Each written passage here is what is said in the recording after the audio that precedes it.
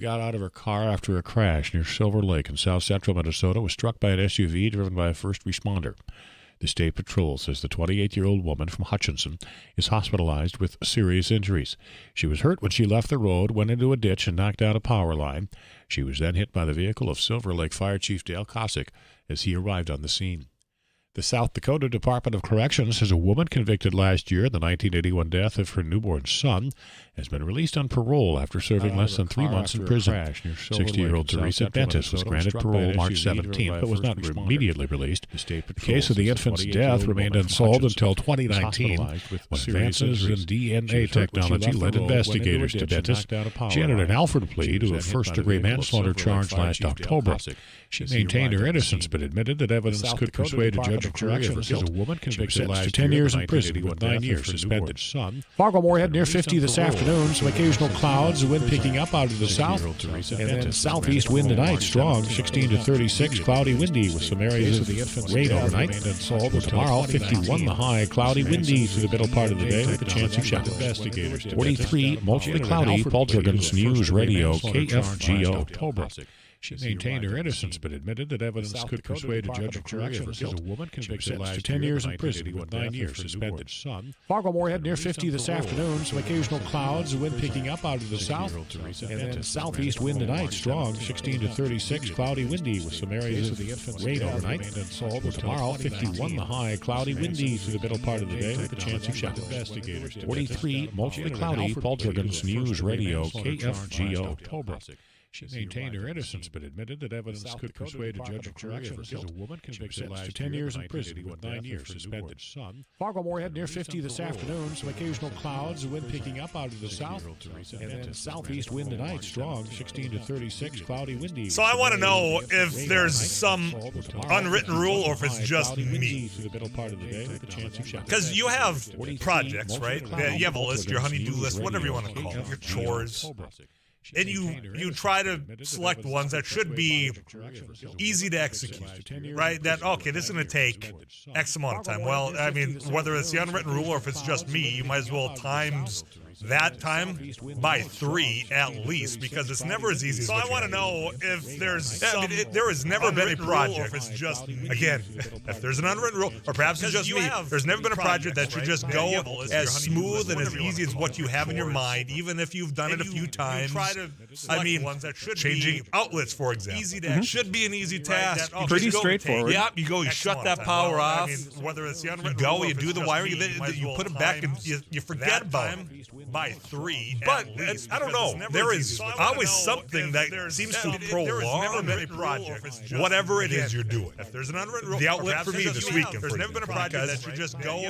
I don't know how the electrical in this house, was put together in the first place, but it leaves me scratching my head. Pretty straightforward. I am not an electrician, and I think it's getting times where I'd probably hire one of those that we hear advertisements for all the time, because there are the circuit breaker. You would think that, okay, well, in this panel, this is where it's all going to be. It ain't. And why they chose some things to be part of that breaker but not this one baffles me. Are they labeled well?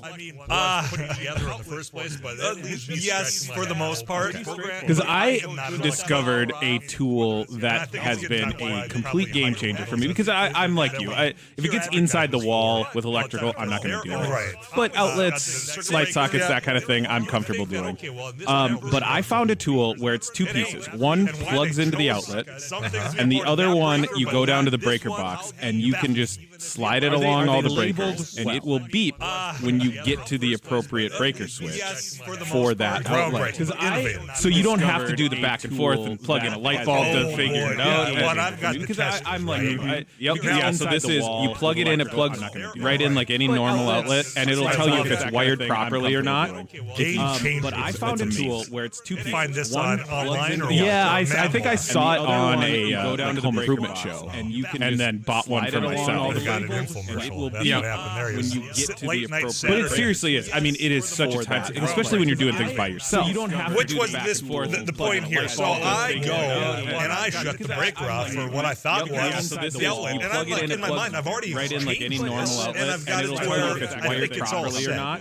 So I didn't do my whole little test to make sure. Yeah, I should have wake up call. That inner and caveman, the Neanderthal in all of us, where you can't find words. But seriously, it is such a everything tensed up for a second. For a moment, I walked away. I said, "Enough of this. I'm done." I put on side. Shut the breaker off. That's it. That was the one and only thing that I needed to set off my Saturday in a way in which I didn't want to continue doing anything else. So I didn't do my whole little test. But boy, there is when you're not expecting something like that just kind of rattles you. I mean, you go revert back to that just early.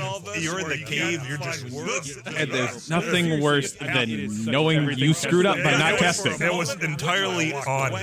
Entirely on. Because, I tried to do the shortcut. That was the one. I had already tinkered around with what I thought was this entire unit over. So I'm like, if I already got this, that means clearly the breaker which I separated that just kind of rattles you. Nope. Until I grabbed both sides of that outlet. And there's nothing worse She was hot. than knowing you screwed up by not testing. And that wakes you up way faster than coffee in the morning. Yep. Yeah. You do the little shortcut, and then you kind of walk around, you pace around, because now you got to get all that energy. You got to calm down. Could have been a lot worse. Don't mean to make light. This is where the breaker hire the professionals. Bonded, licensed, insured. Yeah, there's some good ones that you can hear right here on 790 AM, 94.1 and 104.7 FM KFGO. Seinfeld, though, because you had Phil Harris passing away this weekend. George Costanza's mother. Now, when you put a list together of just mothers in sitcoms that stole scenes or that just made you belly laugh, her as George Costanza's mother, top notch. And all of sitcom as far as the ways that she would be able to be, whether it's with Stiller or George Costanza, the way of which she just broke down things in a comedic way, and the delivery. Now, if you're a Seinfeld fan, which I think a lot of you are, because quite frankly, we always find ways to say, "Oh yeah, I like that one time in Seinfeld." The episode in which George is with, I think it was Susan at the time, and she's got, as far as in her bedroom, just a whole side of dolls there, and there is a doll that looks exactly like George's mom. Every time I think of that stupid scene. Now, when he steals the doll, just to go, because he needs verification, because he says, "Look, that doll looks like my mom. I can't be in the same room with that doll that looks just like my mom." So he brings it over. George brings it to Jerry, and they're like, "Oh, whatever." He brings it to that restaurant, the cafe, and they're all sitting across from him. And when Estella's voice comes on, asking about saying, "Don't eat with your fingers," why are you still wearing that shirt from 5 years ago? It is just so dang funny. If you haven't watched that in a while, wherever Netflix has Seinfeld now, so you can go and watch the doll episode. So he brings it over. George 35270. I got messages coming in. I'll get back to that. Let's talk about sitcoms, because you got to have George's mom as far as being comedic gold seal scenes. I would put comes on asking about Peggy from Married with Children at the top of that as well. You can add who you would have top sitcom mom that steal the scene whenever they're in. I would put Jill from Home Improvement up there, because she played straight man to Tim Taylor's. Yeah, see, when I was thinking about this, I got messages. I get where you're coming from, but you gotta get me to Bella, I guess, is part of the different. The approach, like you said. I mean, the way that she's able Kim Allen, but send those in. I'll come back to some here messages, pretty much warning me about my lack of electrical skills. I'll take all your advice. I would put it's Monday afternoon.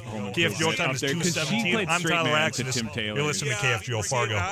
When I was thinking about this, I got messages. I get where you're coming from, but you gotta get me to Bella, I guess, is part of the different. The approach, like you said. I mean, the way that she's able Kim Allen, Send those in. I'll come back to some here messages. Pretty much warning me my lack of electrical skills. I'll take all your. I would put It's Monday Jill afternoon. from KFGO time is 2:17. I'm Tyler Axis. Tim Taylor. You're listening to KFGO Fargo. When I was thinking about this, I got messages. I get where you're coming from, but you gotta get me to Bella. I guess is part of the different. The approach, like you say. I mean, the way that she's able to Kim Allen. Yeah, send those in. I'll come back to some here messages. Pretty much warning me. My lack of electrical skills. I'll take all your. I would put Monday Jill afternoon. from KFGO time is 2:17. I'm Tyler Axis. Tim Taylor. You're listening to KFGO Fargo. When I was thinking about this, I got messages. I get where you're coming from, but you gotta get me to Bella. I guess is part of the different. The approach, like you say. I mean, the way that she's able to Kim Allen. Yeah, send those in. I'll come back to some here messages. Pretty much warning me. My lack of electrical skills. I'll take all your. I would put Monday Jill afternoon. from KFGO time is 2:17. I'm Tyler Axis. Tim Taylor. You're listening to KFGO Fargo. When I was thinking about this, I got messages. I get where you're coming from, but you gotta get me to Bella. I guess is part of the different. The approach, like you say. I mean, the way that she's able to Kim Allen. Yeah, send those in. I'll come back to some here messages. Pretty much warning me. My lack of electrical skills. I'll take all your. I would put Monday Jill afternoon. from KFGO time is 2:17. I'm Tyler Axis. Tim Taylor. You're listening to KFGO Fargo. When I was thinking about this, I got messages. I get where you're coming from, but you gotta get me to Bella. I guess is part of the different. The approach, like you say. I mean, the way that she's able to Kim Allen. Yeah, send those in. I'll come back to some here messages. Pretty much warning me. My lack of electrical skills. I'll take all your. I would put Monday Jill afternoon. from KFGO time is 2:17. I'm Tyler Axis. Tim Taylor. You're listening to KFGO Fargo. When I was thinking about this, I got messages. I get where you're coming from, but you gotta get me to Bella. I guess is part of the the approach, like you say. I mean, the way that she's able to Kim Allen. Yeah, send those in. I'll come back to some here messages. Pretty much warning me. My lack of electrical skills. Estella passing away, 93 years young, which is George Costanza's mother. The fact that she just would steal seeds anytime that she was on Seinfeld. I said, what are some other ones? Because I thought about Peggy from Married to Children. This one came in, and that one had me slap the table saying, absolutely. Kitty Foreman from that 70s show, you nailed it. It's just the way of which she was able to break down Red, all that, great addition. This one comes in a variety of ways. Somebody talking about the fact that just the hot blonde on Modern Family. That's Claire on Modern Family, and I could thank the other people that filled in and actually knew the name. Claire on Modern Family. This one correct. Came in, and that one that keeps coming in as well is absolutely Kitty Foreman. Everybody Loves Raymond. And I cannot think of Doris. Doris Roberts on Everybody Loves Raymond. I couldn't think of her name. Thank you for sending that. All that great addition as well. This one comes in a variety Everybody Loves Raymond's mom's of ways. Somebody talking about. Yeah, I mean, there's top talent out there. The sitcom, the hot blonde mom that can steal the seeds. That's Claire on Modern Family. I have not gotten into this show. Not for any other reason besides I just haven't pushed play. One that keeps coming in as well. Tyler, what about Beverly Goldberg from the Goldbergs? I'm not the disadvantage because I haven't seen it. So I don't. And I want to say that's the same actress that was in Reno 911. The blonde cop, right? Okay, there's that same individual. So I know of which character you are bringing my way. I just have not watched the show. That's Claire. I got a personal text in gotten into this show. Oh, yes. Okay. Tyler, what about Beverly Goldberg from the Goldbergs when she was on the Dick Van Dyke Show? Boy, what did that text message? I want to say that's the same actress that was in Reno 911. Others, warning me to be careful. Tyler, I'm an electrician. Hazing yourself is never good. Yeah, I know. I know. It was just that. I got a personal that idiotic. All is well. That outlet's working tip-top shape. Tyler, thanks for your concern. 35270. You know what? That's the consultants of North Dakota Text Club. You can also call in on the studio line at 237-5948 as we broadcast here on a Monday afternoon. KFR Studio is also sponsored by Gunderson FM. Yeah, I know. Or for being part of the program here. It was just that Peggy Hill comes in. Yeah, one of the King of the Hill was one of those shows that I would watch. I didn't appreciate the humor until I now watch it again. You could also call it the subtleness, the stupidity of it. Bobby being as quirky as he is. So that's one. If you have not watched King of the Hill in quite some time, and you just kind of casually observed it way back when, I would give it another go. At least that's how I found myself. King of the Hill was one of those shows. More messages as far as sitcom moms. I didn't appreciate the humor until Taylor Hall watched 3.5 Men. Moira from the Creek show, of which I don't dare say which creek it's from. I mean, do we get a pass because this is the name of the show? You could just say the first letter. Just S. S Creek, yes. And I'm taking my warning just because I've never heard Amy or JJ say it during It Takes Two, and I think they kind of tiptoed around the show. Great show. That was one that it took me a couple episodes to Taylor Hall. First one, I just okay, why are we talking about this? Then I think it was like episode 3. And Moira was my favorite character on the entire show. So thank you for that addition. You could just say the first letter. Just conversation as well. In a little bit, we're going to be switching gears and having a conversation on gas prices. You have the price per barrel. It's skyrocketed. Great show. Was it 2 months ago? I think it peaked at about $140. I don't recall off the top. But it has since then dipped down below 100. Now it kind of averages about $100 for the entire show. So it has come down. You could just say the first letter. Do you say substantially? $40 plus. It's quite a bit of a drop from its peak. But have you noticed a drop in gas prices at all? The price per barrel. It has been a number of weeks since the price per barrel has dipped down to that $100 per pump. But you still are seeing $3.79. You're still seeing $3.89 at the gas pump. But I want to know how long it's going to stay there if the price per barrel has dropped down, because it has come down. It just took maybe a couple weeks to kind of catch up to where you and I are seeing the relief at the pump. That hasn't been the peak. At least not from anywhere I've seen. The gas stations I drive by daily, 2 times a day, to and from work. I check. I started paying attention. And it has stayed consistent there. So Gene Leducer, he's with AAA. He is going to be visiting about that, and hopefully give some industry insight into why or when you might see some. 237-5948. That is the Laney studio line, and that's where I'm going to connect with Tom.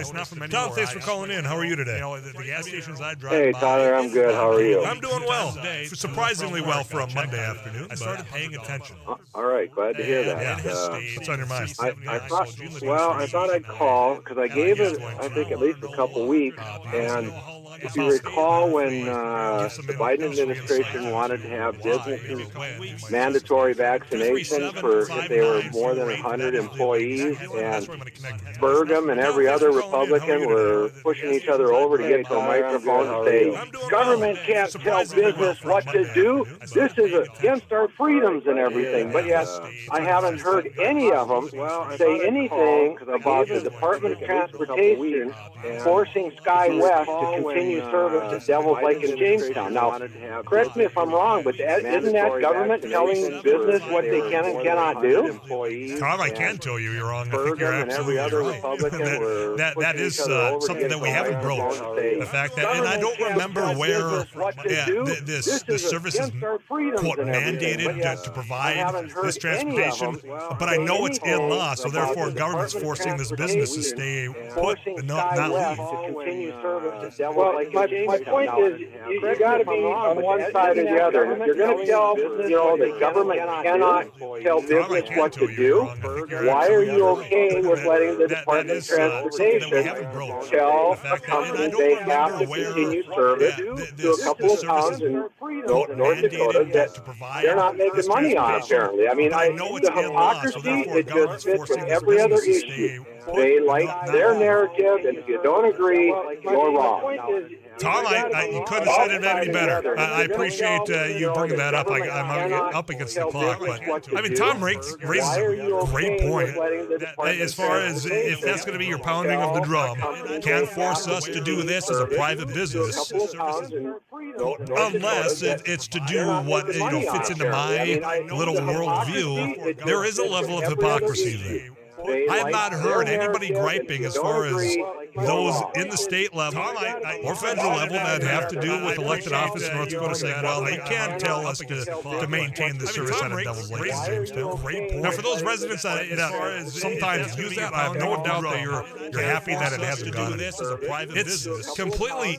It's interesting. I got messages coming in response to that. I will get back to those. I got to get you caught up with KFGO News. Paul Jiggins. We'll see what's coming up with Rusty Hollis. I have not heard as well talking gas prices and all the response in the text level. In the state right after this on KFGO. Or federal level that have to do with elected office in North Dakota saying, well, they can't tell us to maintain the service on a Devil's Lake in Jamestown. Now, for those residents that sometimes use that, I have no doubt that you're happy that it hasn't gone. It's completely... It's interesting. I got messages coming in response to that. I will get back to those. I got to get you caught up with KFGO News. Paul Jiggins. We'll see what's coming up with Rusty Hollis. I have not heard as well talking gas prices and all the response in the text level. In the state right after this on KFGO. Or federal level that have to do with elected office in North Dakota saying, well, they can't tell us to maintain the service on a Devil's Lake in Jamestown. Now, for those residents that sometimes use that, I have no doubt that you're happy that it hasn't gone. It's completely... It's interesting. I got messages coming in response to that. I will get back to those. I got to get you caught up with KFGO News. Paul Jiggins. We'll see what's coming up with Rusty Hollis. I have not heard as well talking gas prices and all the response in the text level. In the state right after this on KFGO. Or federal level that have to do with elected office in North Dakota saying, well, they can't tell us to maintain the service on a Devil's Lake in Jamestown. Now, for those residents that sometimes use that, I have no doubt that you're happy that it hasn't gone. It's completely... It's interesting. I got messages coming in response to that. I will get back to those. I got to get you caught up with KFGO News. Paul Jiggins. We'll see what's coming up with Rusty Hollis. I have not heard as well talking gas prices and all the response in the text level. In the state right after this on KFGO. Or federal level that have to do with elected office in North Dakota saying, well, they can't tell us to maintain the service on a Devil's Lake in Jamestown. Now, for those residents that sometimes use that, I have no doubt that you're happy that it hasn't gone. It's completely... It's interesting. I got messages coming in response to that. I will get back to those. I got to get you caught up with KFGO News. Paul Jiggins. We'll see what's coming up with Rusty Hollis. I have not heard as well talking gas prices and all the response in the text level. In the state right after this on KFGO. Or federal level that have to do with elected office in North Dakota saying, well, they can't tell us to maintain the service on a Devil's Lake in Jamestown. Now, for those residents that sometimes use that, I have no doubt that you're happy that it hasn't gone. It's completely...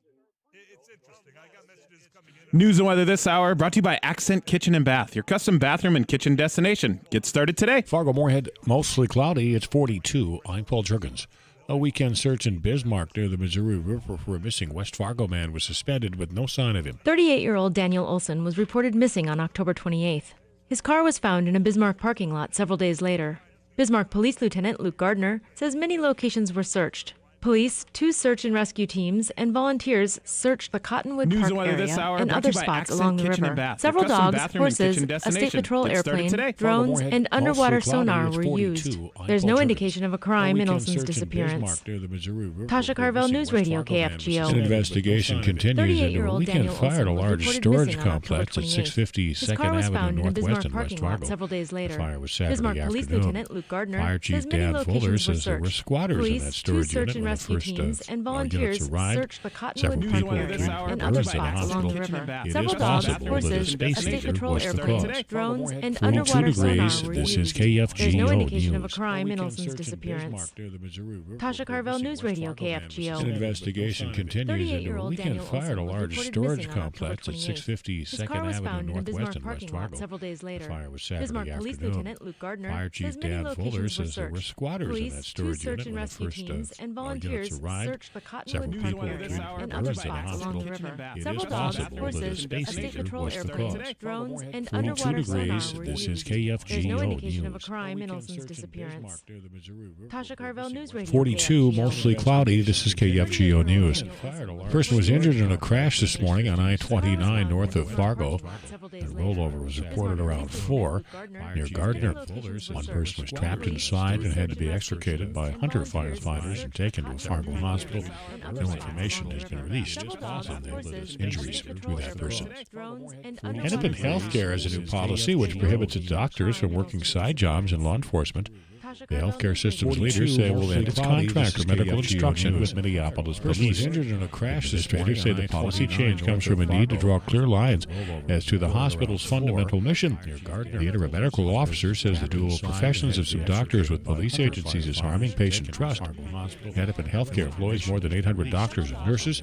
Just 3 work for law enforcement agencies. Hennepin Healthcare, the bill Governor Walz signed, requires the state to divest its holdings in Russia and Belarus. The healthcare system News Capital correspondent reports those investments, part of the state's employee pension fund, are now worth virtually nothing because of Western sanctions and other factors. The State Board of Investment says at the end of 2021, the state had pension fund investments in Russia and Belarus with an estimated market value of $240 million, and those are now down to about $4 million due to a combination of a drop in value and the state selling some of those holdings over the past few months.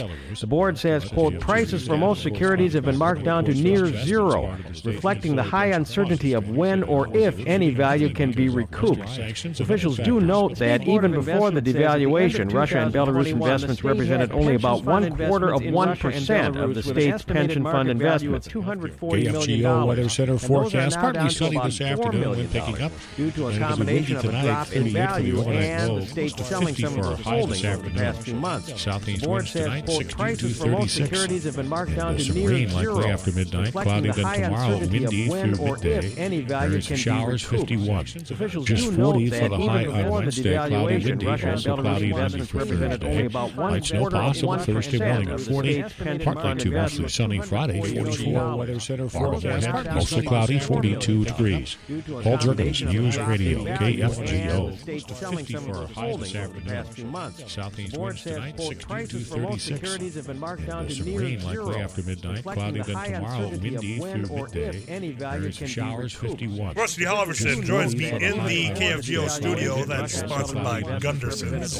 Hi, man. Hey, how's it going? Going well. You have a good weekend? Yeah, it was good. Mostly cloudy, 42 degrees. Nothing too out of the ordinary, I guess.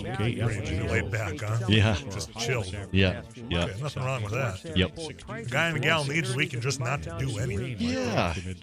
So Did you happen to electrocute yourself at any point in time? No. Rusty Did Halverson, somebody else? So don't now we're in the studio? majority in the room of not electrocuting ourselves. This weekend. Over the weekend. Just How's it this weekend. I've heard. Don't lie to the listeners. Oh, I've done You've it been several there. times to myself working on various things. Have you ever got the jolt on accident? I've got a jolt. Okay, so we've all been there. Yeah. Thanks. I wanted to clarify Yeah. that. It says this specific Yep. weekend. Guy and the gal. It was I alone. Never again. Well, it's good to see you. Did you happen to electrocute yourself at any point in time? No, Just had to walk it off. Did And sit back and somebody chill else- myself. So now we're in the majority in the room. That's not why I called you in Not here. electrocuted. So sitcom over the weekend. Has anybody brought up Don't lie to the listeners. Oh, I've done it bet he several has. times to myself working That's on That's your various edition? things. It's old school. That is definitely old I've got a school. jolt. Tossed Okay, out so we've there. all been there. Thanks. I wanted to clarify that. It says you guys can chew on that and send in your thoughts at 35270. What have you been working on today? Well, due to rising oil and energy prices, global consumers may shy away from meat purchases as budgets become tighter. Rupert Claxton has been a consultant in the food sector since joining JIRA back in 2003. That is a European consulting firm that specializes in the retail food industry. This is a serious problem everywhere. It doesn't matter where we look. High oil prices are making consumers think about where they spend their money. Most apparent in developing markets where feed cost hikes will limit Rising oil production and pricing energy some prices, consumers global out. consumers So if I may think shy about away the from example I gave of meat Egypt, purchases. we know that some of those consumers in Egypt are just not going to eat meat. Some won't eat any meat for a period because they can't. So you've got to think about how that reflects on the global market. Can you imagine that? Not eating meat. No, I for an extended period of time. I could not, as somebody that needs to have some form of meat in every meal. Yeah. Rupert's not from the upper Midwest. I could probably gather from that soundbite. No, again, based in Europe, and he was on a webinar hosted by the National Pork Board. I apologize that I missed that very important detail about the European consulting firm. Yeah, no problem, no problem. But just another wrinkle in the global food supply situation. The U.S. last year, record exports when it came to many meat products, and we'll see how this plays out. And costs are going up. We're going to talk about that, actually. You bring up oil and gas prices. Well, I want to know why gas prices haven't gone down like oil prices have. So we're going to visit with Gene Leducer about that. That sounds good. You come back next hour? Absolutely. Very good. Rusty Alverson, Sarah Heinrich, you want to check out more of their work, you can just go to kfgo.com, click on that agriculture tab to learn more. CBS National News on the way. There messages coming in response to the whole SkyWest thing. I'm just acknowledging that I've got them. I will get back to those after our conversation with Gene Leducer, AAA, right after this.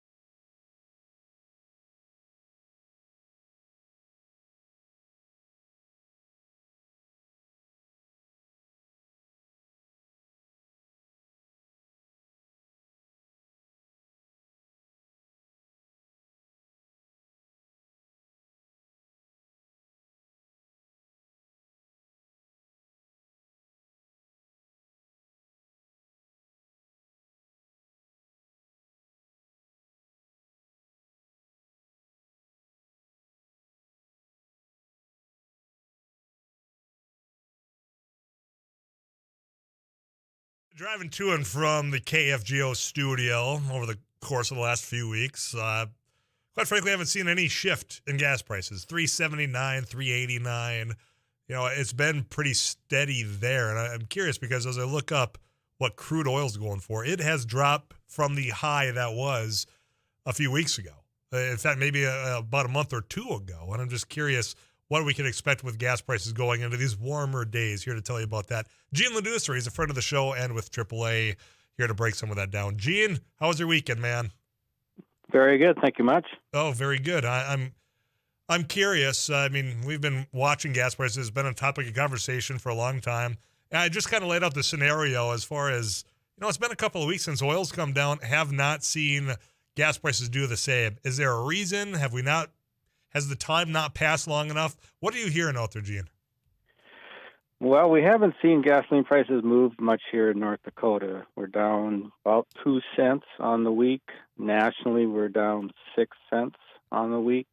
So, no, there hasn't been a lot of movement, but oil prices have been jumping all around the place. I mean, they've been trading anywhere between $1.15 a barrel to as low as $95 a barrel. Again, today they closed up $4, so up above $100 a barrel again. So, with the volatility in the crude oil market, it's hard to say where gasoline prices are going to go.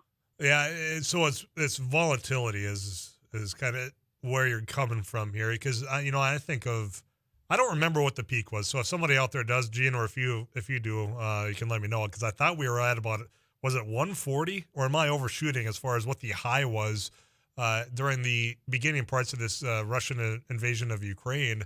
And what the global impacts there. So I expected, okay, if it's going to be up there, that's what's going to keep driving things. But now that we're down, albeit volatile, is this just going to be the new normal for the weeks and months ahead? Yeah, I think we're pretty close to where we're going to be. Particularly, we're entering the time of year when gasoline prices normally go up anyway, as we approach the summer busy travel season. It's between now and Memorial Day is when we generally see gasoline prices move toward their peak. So, I'm hopeful that we have seen our peak and that we won't go any higher, but it's really difficult to say at this point. We still got the conflict in Ukraine and the approach of the summer driving season, plus the introduction of more expensive summer blends of fuel. So all of that is providing some upward momentum on gasoline prices. Gene, has there been any conversation that you're aware of? The Biden administration, I think it was last week, said we're going to dip into the oil reserves. I don't remember if it was 1 million barrels a day that they were going to be injecting into this process, hoping that would lower gas prices. Has there been any discussion about that and potential impacts? Well, it's had an immediate impact. We saw oil immediately drop more than $10 a barrel upon that announcement. Now we're up a little bit from that, but we're still down about $10 a barrel on the week. So if prices hold at this level, I would expect that gasoline prices at the national level would start to fall a little bit quicker. We're in North Dakota. We're amongst, the top 14 lowest states as far as the gas average. So since we're already 30 cents below the national average, I don't know that there's a whole lot of room for downward movement at this time. Gene Leducer, my guest, AAA. We're talking gas prices. And Gene, I've got messages coming in by text at 35270, and I'm going to throw one of them your way and just see what you want to go with it. Tyler, it feels like price gouging, and that's what I'm getting a number of similar messages to that.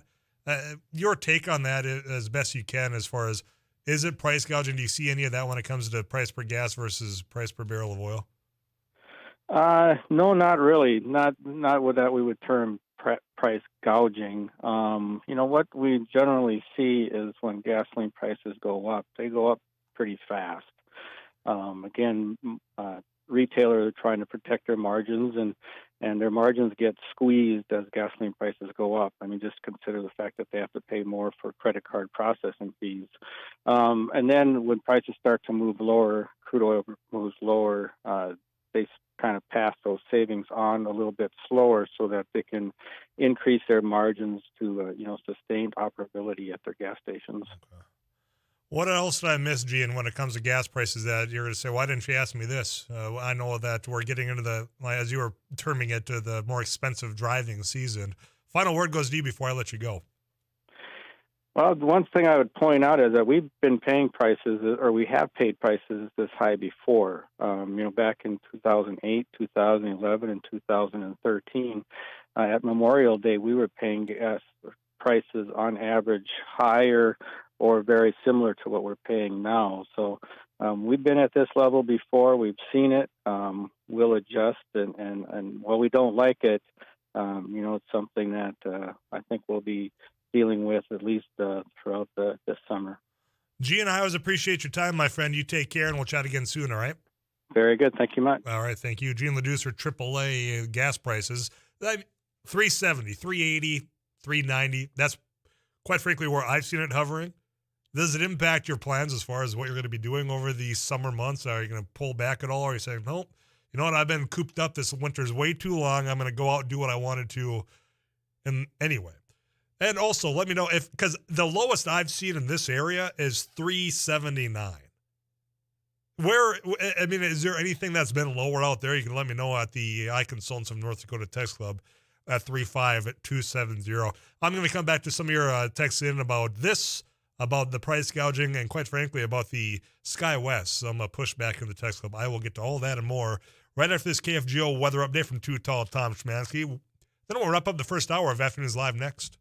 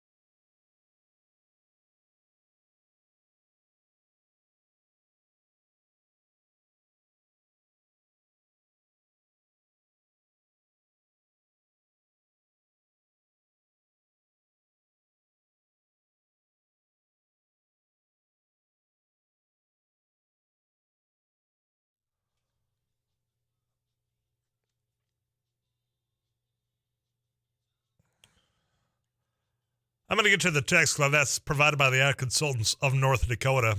You can join that at 35270.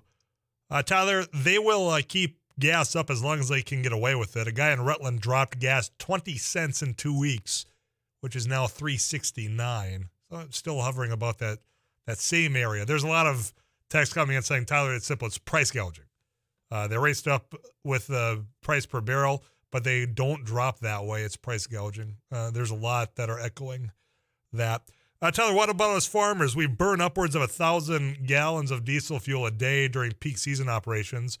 Right-off road fuel is over $3 a gallon, and red diesel is pushing $5 in a lot of places. Diesel fuel takes way less to refine, so why has it been so much more expensive than gasoline for the last 20 years?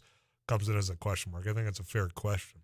And that's, what can you do about it? And I got a text last week from a good friend who I served with out in the legislature asking this question, and somebody actually echoed it right now in the text club. So I'm going to go to that. Tyler, why doesn't the governor put a hold on gas tax? I'm not sure what authority the governor has on his own in North Dakota to put a hold on any tax. It's not to say he couldn't do something as a legislature. And my friend was asking, has anyone suggested suspending the gas tax in North Dakota when oil is so high? And he goes on to point out that Lynn Helms, who we played audio for you last week from him, speaking to the legislature about why we haven't seen an expansion of drilling when oil prices were at the peak during the last 2 months. And Lynn Helms said that the state is getting an extra $40 million a month because of what the price per barrel is right now, because of the operations, and we have not reached as far out as I think we could have. Now, remember, if you missed that conversation, the Lynn Helms said is primarily due to markets and what they're wanting and future energy, all of that, cutting of costs. So if the state is gaining $40 million for just the oil production, would you support a gas tax holiday in the state of North Dakota? I know in Minnesota they've talked about this as their legislature is still going through their session, which I think has to wrap up really soon. If not, the deadline may have already passed. I don't recall. We'll visit with Bill Werner on Wednesday about that, our Capitol correspondent. But gas tax holidays have been floated around. It hasn't been easy to pass, but I'm curious, would you support it? Because on the one side, you've got this gas tax that's supposed to be dedicated towards your roads, your bridges, the infrastructure improvements. And we just put a lot of money on the federal side into those roads and bridges for those construction projects. That bipartisan infrastructure bills is putting in a good chunk of change into your state, wherever you're listening to me, North Dakota, South Dakota, Minnesota, wherever, KFGO.com, broadcasting worldwide. You are getting a benefit federally to do those upgrades that have been long overdue. Do you then say, with this, we can have a gas tax holiday? Give it up until the end of this year, or give it till next year. I don't know how long you go, because quite frankly, as you just heard, we have no idea when an end in sight, when any of that relief is in sight when it comes to the current price for gas. Now, this is not the highest you've paid at the pump before. I mean, I remember seeing $4+ for those extended periods, and I've said many times in this microphone, I've been fortunate enough to where gas is one of those things. If it's $4.50, if it's $2.50, it's $1. I'm paying it because that's just, it's not going to hinder me going places. And now I know not everybody's in that situation. Probably sounds a little arrogant, but that's just the reality. I'm being upfront and blunt and honest with you. But for those that can't, just to say, well, I'm going to pay whatever it is and nothing I can do about it, there is something that could be done at the state level if you want to do a gas tax holiday. Would you support it? Is all I'm asking. Take a few more cents off of what you're paying, get it down to a few more cents, and it goes a long way for some people. 237-5948, that's the Laney studio line. You can also text into 35270. That's the Eye Consultants of North Dakota Text Club. Tyler, 99% of our budget is the gas tax comes in, and that's a 701 number. I want to get to before, because if I don't, I'll forget, and I think you're owed this because we had a caller, Tom, bringing up mandates when it comes to airlines. And people are saying, well, this isn't a mandate, it's a contract. Tyler, and this one, I think it is mandated because they signed a contract, meaning SkyWest, and now they want to renege on their contract. It has nothing to do about forcing them to do anything against their will. It's a contract they signed, so the person does not know what he's talking about comes in there. And there's more echoing that, saying, Tyler, just to clarify, SkyWest gets paid a subsidy to serve devils like in Jamestown. It's called Essential Air Service, which I want to thank you. I could not remember the term. I tried grapping at it on that live cold call there.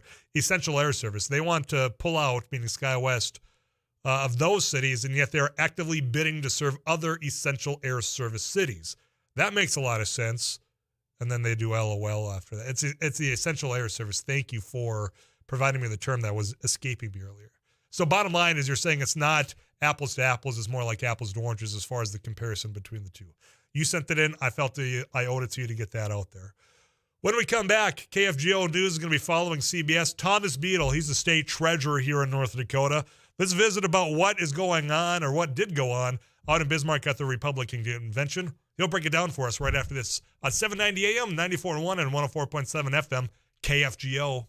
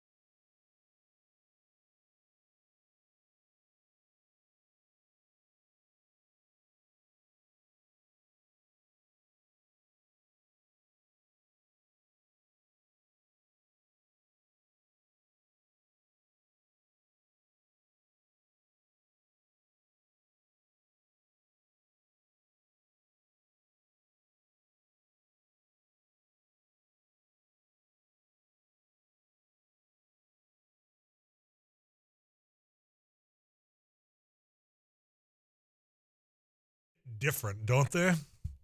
Here's 305 on this date. Starship single, Nothing's Gonna Stop Us Now. Hit number 1 in 1987. And they haven't looked back since.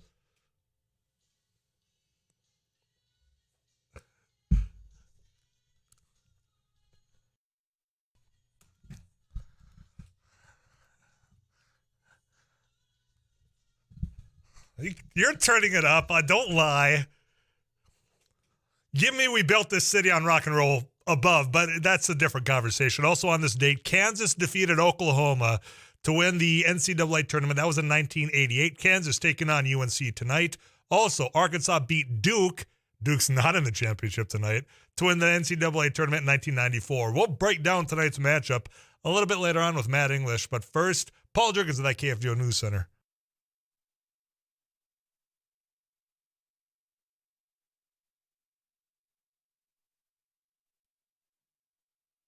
KFGO News, mostly cloudy. It's 43. A weekend search around Bismarck for a missing West Fargo man was suspended with no sign of him. 38-year-old Daniel Olson was reported missing on October 28th. His car was found in a Bismarck parking lot several days later. Bismarck Police Lieutenant Luke Gardner tells KFGO News many locations were searched. Police, 2 search and rescue teams, and volunteers searched the Cottonwood Park area and other spots along the Missouri River. Several dogs, horses, a state patrol plane, drones, and underwater sonar were used. There's no indication of a crime in Olson's disappearance. West Fargo police will join law enforcement agencies around the country in the Connect to Disconnect program to remind drivers about the dangers and consequences of distracted driving. Connect to Disconnect is a special enforcement campaign coordinated by state highway safety offices. The concentrated enforcement will take place through April. Officers will ticket drivers for violating the cell phone or texting ban. In North Dakota, text messaging while driving is illegal. Drivers can be fined $100.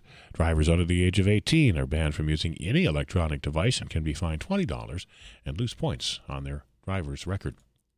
The Senate Judiciary Committee held a hearing today on whether to move forward with the nomination of federal Judge Ketanji Brown Jackson to the U.S. Supreme Court.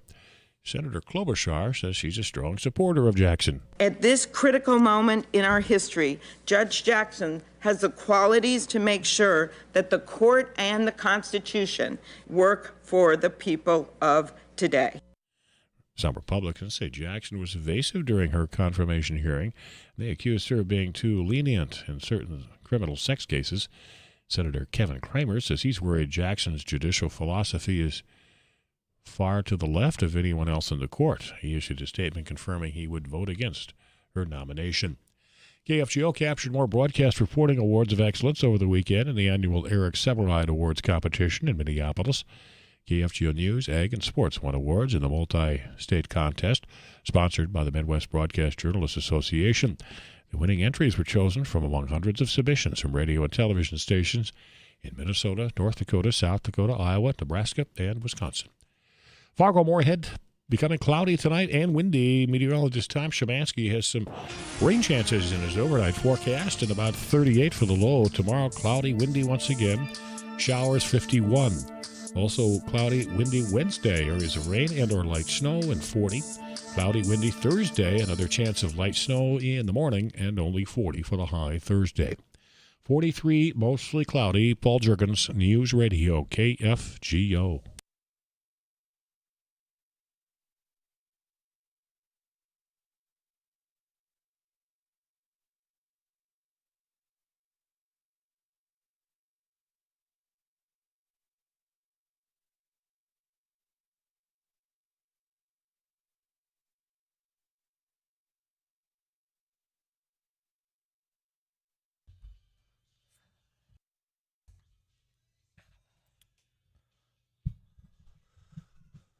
Over the weekend, the North Dakota Republican Party got together in Bismarck. They selected who their candidates were going to be. They drew up their party platform. Was it all kosher? Was it hugs and handshakes? We're going to find out from Thomas Beadle. He's a state treasurer who was out there as well. Thomas, how you doing, my friend? Doing well, Tyler. Had a nice, calm, relaxing weekend, so ready to start this week strong. Oh, it was nice, calm, relaxing? Oh, of course. Oh, yeah, I'm sure Saturday everybody was just cool, calm, collected, huh? Because there was a little bit of a contest over there, and from some of the things I heard, that there was at least some people that were maybe not as calm as what they should have been. I'm curious, how did it all pan out? There's a lot of anticipation going into Saturday's nominations, all of that. Give me your sense. Give me a recap. Yeah, and honestly, the tensions were pretty high last week. I mean, regardless of whether you're a Becker supporter or Hoeven supporter, there's certainly a lot of energy, a lot of concern about what the other side might be doing, how it might shake out, and then we were anticipating record level people showing up for a convention. So just when you add sheer unprecedented numbers into the equation, it just makes everyone stand on edge a little bit, trying to figure out what's going to happen. So I'd say there was a collective holding of breath going into the weekend, and honestly, it went a lot more cordial than I think a lot of folks were expecting. But that's not to say that there weren't some flare-ups, weren't a little bit of hiccups along the way. Lot of I don't think I've ever heard people make a motion for a point of inquiry more than I heard at the convention on Saturday. I mean, it's a lot of folks were out there stirring a little bit, really trying to undermine Convention Chairman Perry Schaefer right at the start in terms of how the whole process was going to go, how the convention was going to go. But once things got squared away, once we got all the delegates sorted out between delegates and alternates and who was actually allowed to sit on the floor and cast a vote, and once we got the chairmanship chosen, then things went fairly smoothly after that. Were you surprised with how close this race got? John Hoeven getting about 54% of the vote. Obviously, Rick Becker with the other, the remainder there. It was last week at the beginning of the week. It seemed like some of those warning signs were starting to go off. I had thought throughout the whole process that John Hoeven was going to walk away with this. 54% for being a longtime incumbent isn't really a big victory from what you would expect. Were you surprised with how close and narrow it was? I really wasn't surprised that it was that close. A lot of folks have been feeling like it was going to be a coin flip for the last month or so. Really, when we saw a lot of the early districts that had their early endorsing convention, as your listeners I'm sure know by now, every legislative district across the state does endorsing conventions where at the district level they will choose their candidates for running for for legislative offices, but then they'll also nominate delegates or endorse delegates to then represent that district at the state convention. And so when we saw a lot of those early districts doing their endorsing, some of them, went as you'd expect, and then some of them, like up in the Tioga area, their legislators got shut out of being delegates, and I think it was all 92 of them ended up being Becker supporters and voted accordingly at the convention. And so when we saw a lot of those numbers early on, then you kind of felt that there was going to be some pushback. The Beckers camp was absolutely organized early on in those districts. And then it took a little bit before the Hoeven camp really got their people motivated. And I think they came on really strong towards the later district conventions. And I think that bore out when you looked at, the Fargo districts in particular were some of the later districts to hold their endorsing convention. And the Fargo district came in very strongly for Hoeven at the convention itself. And so I think it was, as the process went on, I think the Hoeven team really stepped up and got their people motivated in the end. Stepped up or had a wake-up call? For me, it seems that taking it for granted, perhaps, that's, and count me there. I thought, well, he's got it wrapped up. And then all of a sudden, I think you started to see the shift to where, boy, we got to get our act together here. Yeah, and I mean, he's always shown strongly for polling. He's always had high reputation and high approval rating in North Dakota. And I'm sure, with that as the background, I wouldn't be surprised if some of his campaign staff kind of felt going into it a little overly confident. And so, yeah, I would say that some of those early districts might have been a bit of a wake-up call. Or like in District 8, when Mikey Hoeven had folks shouting out at her while she was speaking on behalf of Senator Hoeven at that convention, that kind of rattled the old way of doing things a little bit and kind of got them to re-energize their campaign a bit and help them get across the finish line at the convention. Messages coming in to the Eye Consultants of North Dakota text club 35270. I'll throw this one your way. Tyler, is Rick Becker completely out? He's made it known that he's not running for the primary, right? He said that repeatedly during the process leading up to the convention, that he would honor the convention and wasn't planning on running. After probably about 45 minutes or so after the vote was done, we had moved on to a couple of other business, and then he came back up and gave a formal concession speech at the convention. It kind of talked a little bit about unity, getting behind the party and unifying. He also spoke about how their fight's not over, continue to go after the cause and push conservatism in the state. So, he was really trying to rally folks at the convention, but none of it spoke to that he's going to continue on to the June primary. Okay. He made it pretty clear beforehand he wasn't planning on doing that. Is there any sense or any worry, and now granted in North Dakota, your party has such an upper hand that even if people do decide to sit out, I don't know that it impacts you much, but I think back to, and watch me make my Democratic friends angry at me. In 2016, there was a contest on the presidential level. Now, a little different.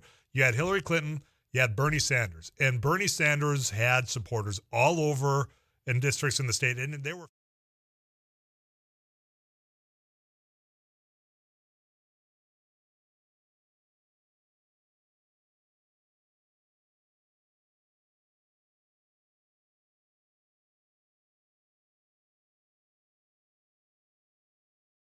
the Rick Becker backers, I guess is what I'll just label them, Bastiat, Cockett, whatever, that if they don't start winning things in the Republican Party, that they're going to walk away and start their own party? I mean, there's always that concern or that question that certainly that could happen. I know, we've had folks come and go that were part of the Ron Paul movement back in 2010, 2012, who got really active and involved for that, didn't get any traction, and then drifted away. We saw a lot of folks come in for the Trump movement in 2016. Most of them have still stayed with the party, but I know in like my former district, looking through the delegates list, there's a lot of turnover in terms of people who actually signed up to be delegates this time versus before. So I think that you certainly will have some of that.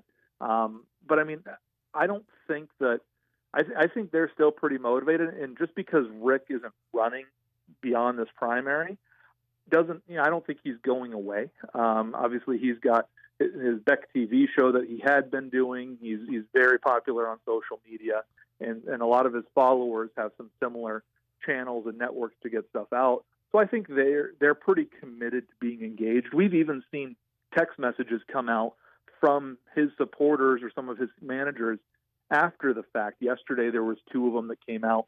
One, touting how well Gary Eminis did against party chairman Perry. A vague threat that Perry's days are numbered. And then a second one that came out in the afternoon about, did Senator Kramer hitch his wagon to a dying elitist establishment by supporting Schaefer and Hoeven over Becker and Eminis. And so, I mean, they're still kind of throwing out some of those pieces of red meat out there. And so I would anticipate they stay engaged. They still want to make their waves. But there's also, there's a couple of folks that I know earlier on this year already were trying to file for separate parties. I think there was the Donald Trump party of North Dakota that was filed for, and another one that was similarly named also by Charles Tuttle up there. So, there's still folks that are kind of playing that game. Oh yeah, yeah. We had a conversation with Charles not long ago, and boy, some people were pretty passionate about that conversation. Thomas, I got to take a break here. Do you have a little bit more time for me? I have a couple more questions. All right, Thomas Beadle, he's state treasurer here in North Dakota. Got to give us a little bit more time. I got to get you some of these messages. Coming back to yours right here on KFGO.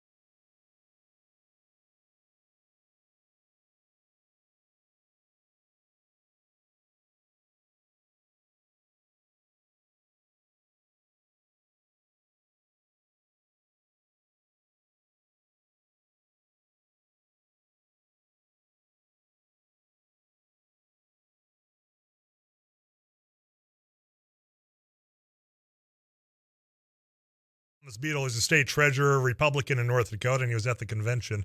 And Thomas, one of the last questions. Did you get your commemorative coloring book from Rick Becker's campaign? I've got a couple of them, actually, yeah. It's very similar to the 2016 coloring book that he did. He updated it a little bit. But it, the riding of the dinosaur and the laser cats, all were made a comeback after the 2016 governor race one. But I got a couple. Okay, well, I was kind of being a smart aleck, but now we know. Oh no, there's one coming to the studio for you. Oh, beautiful! Just what I always wanted. 35270. That's the Atkins Sons of North Dakota Text Club. Lady studio line is 237-5948. And Thomas, I'm going to have this conversation with the listeners after this, but I want to get your take on it, because Cass County United Republican Committee is going to host a panel for Fargo and West Fargo school board candidates. For me, that seems to be crossing some lines here of a nonpartisan, board that now we're really injecting politics into it. I'm just curious, your party's now hosting this, your thoughts on that?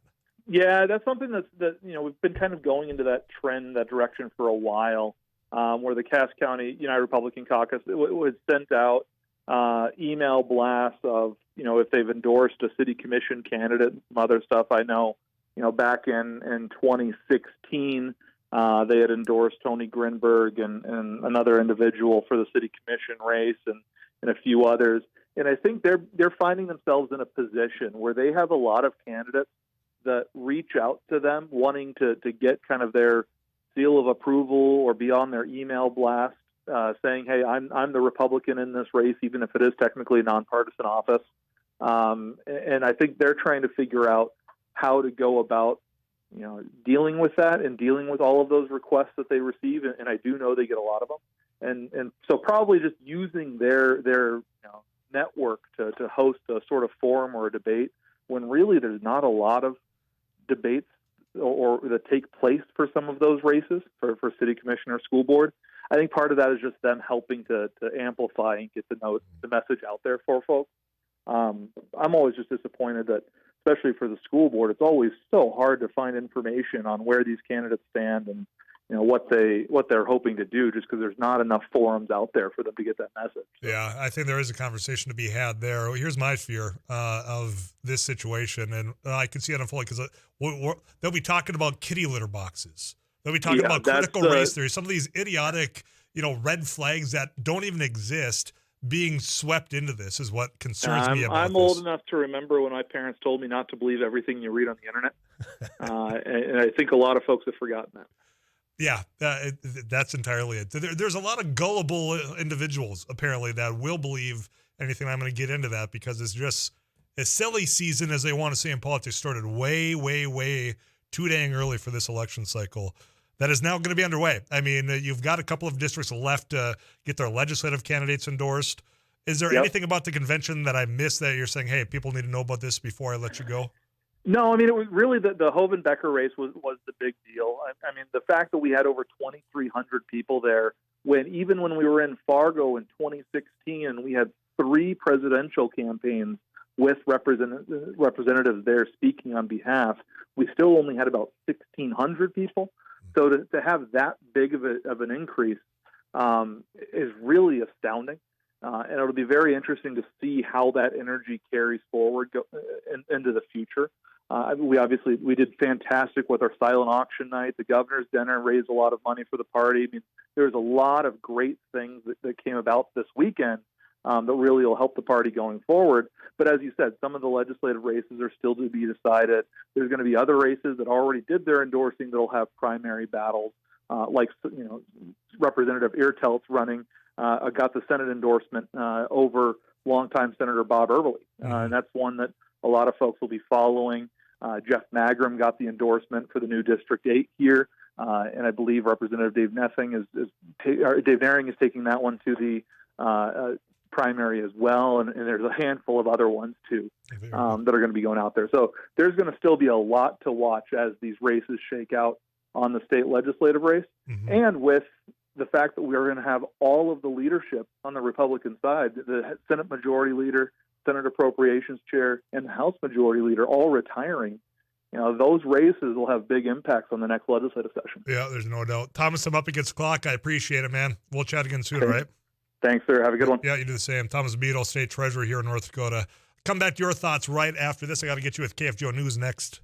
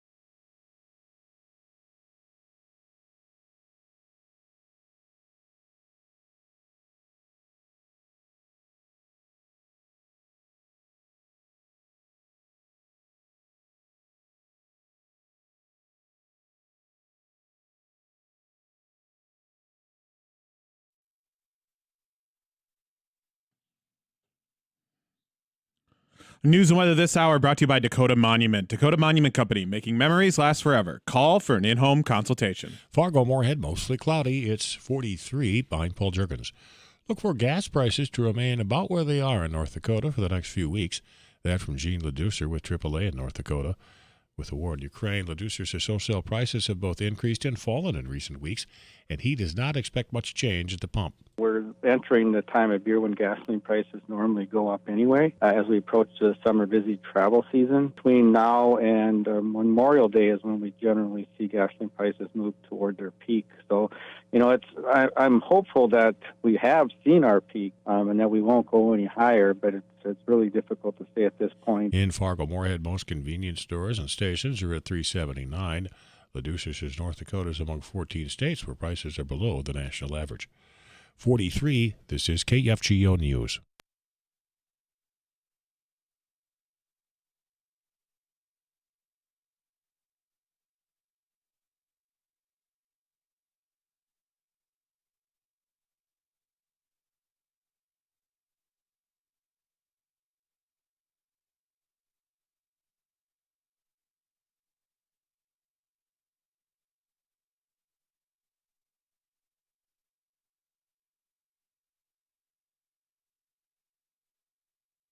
.43 degrees. This is KFGO News. The Public Service Commission has approved MDU's application for public convenience and necessity for a natural gas distribution system for Cass and Richland counties. WBI Energy, a subsidiary of MDU Resources Group, is planning to build 60 miles of natural gas pipeline from Mapleton to Wahpeton. The plan is to build a gas distribution center to serve Wahpeton and Kindred.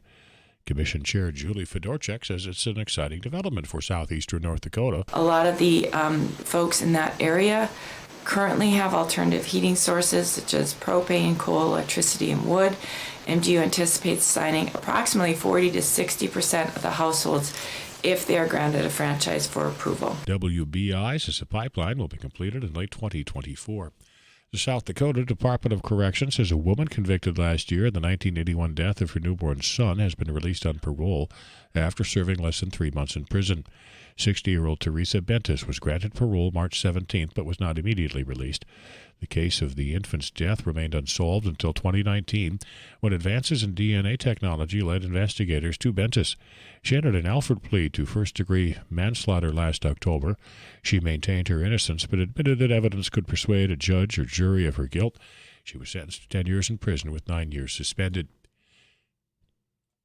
Minneapolis police are investigating multiple shootings that left one man dead and 5 people injured in 4 separate weekend calls.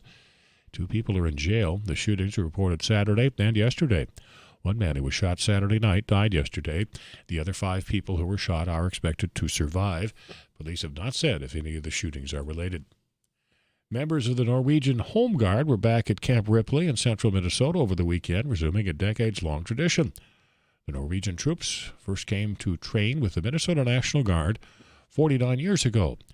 Over 2 days, the soldiers received training from law enforcement from St. Cloud, Washington County, and Morrison County. The program did not take place the past 2 years because of the pandemic. Fargo-Moorhead, cloudy, windy tonight. Meteorologist Tom Szymanski has some overnight rain in his forecast for Fargo-Moorhead and about 38 for the low. Tomorrow, cloudy, windy, some showers and 51. 40 Wednesday, cloudy, windy once again, areas of rain and or snow. We'll have a chance of light snow Thursday morning, cloudy, windy throughout the day, and 40. Mostly cloudy at 43. Paul Juergens, News Radio KFGO.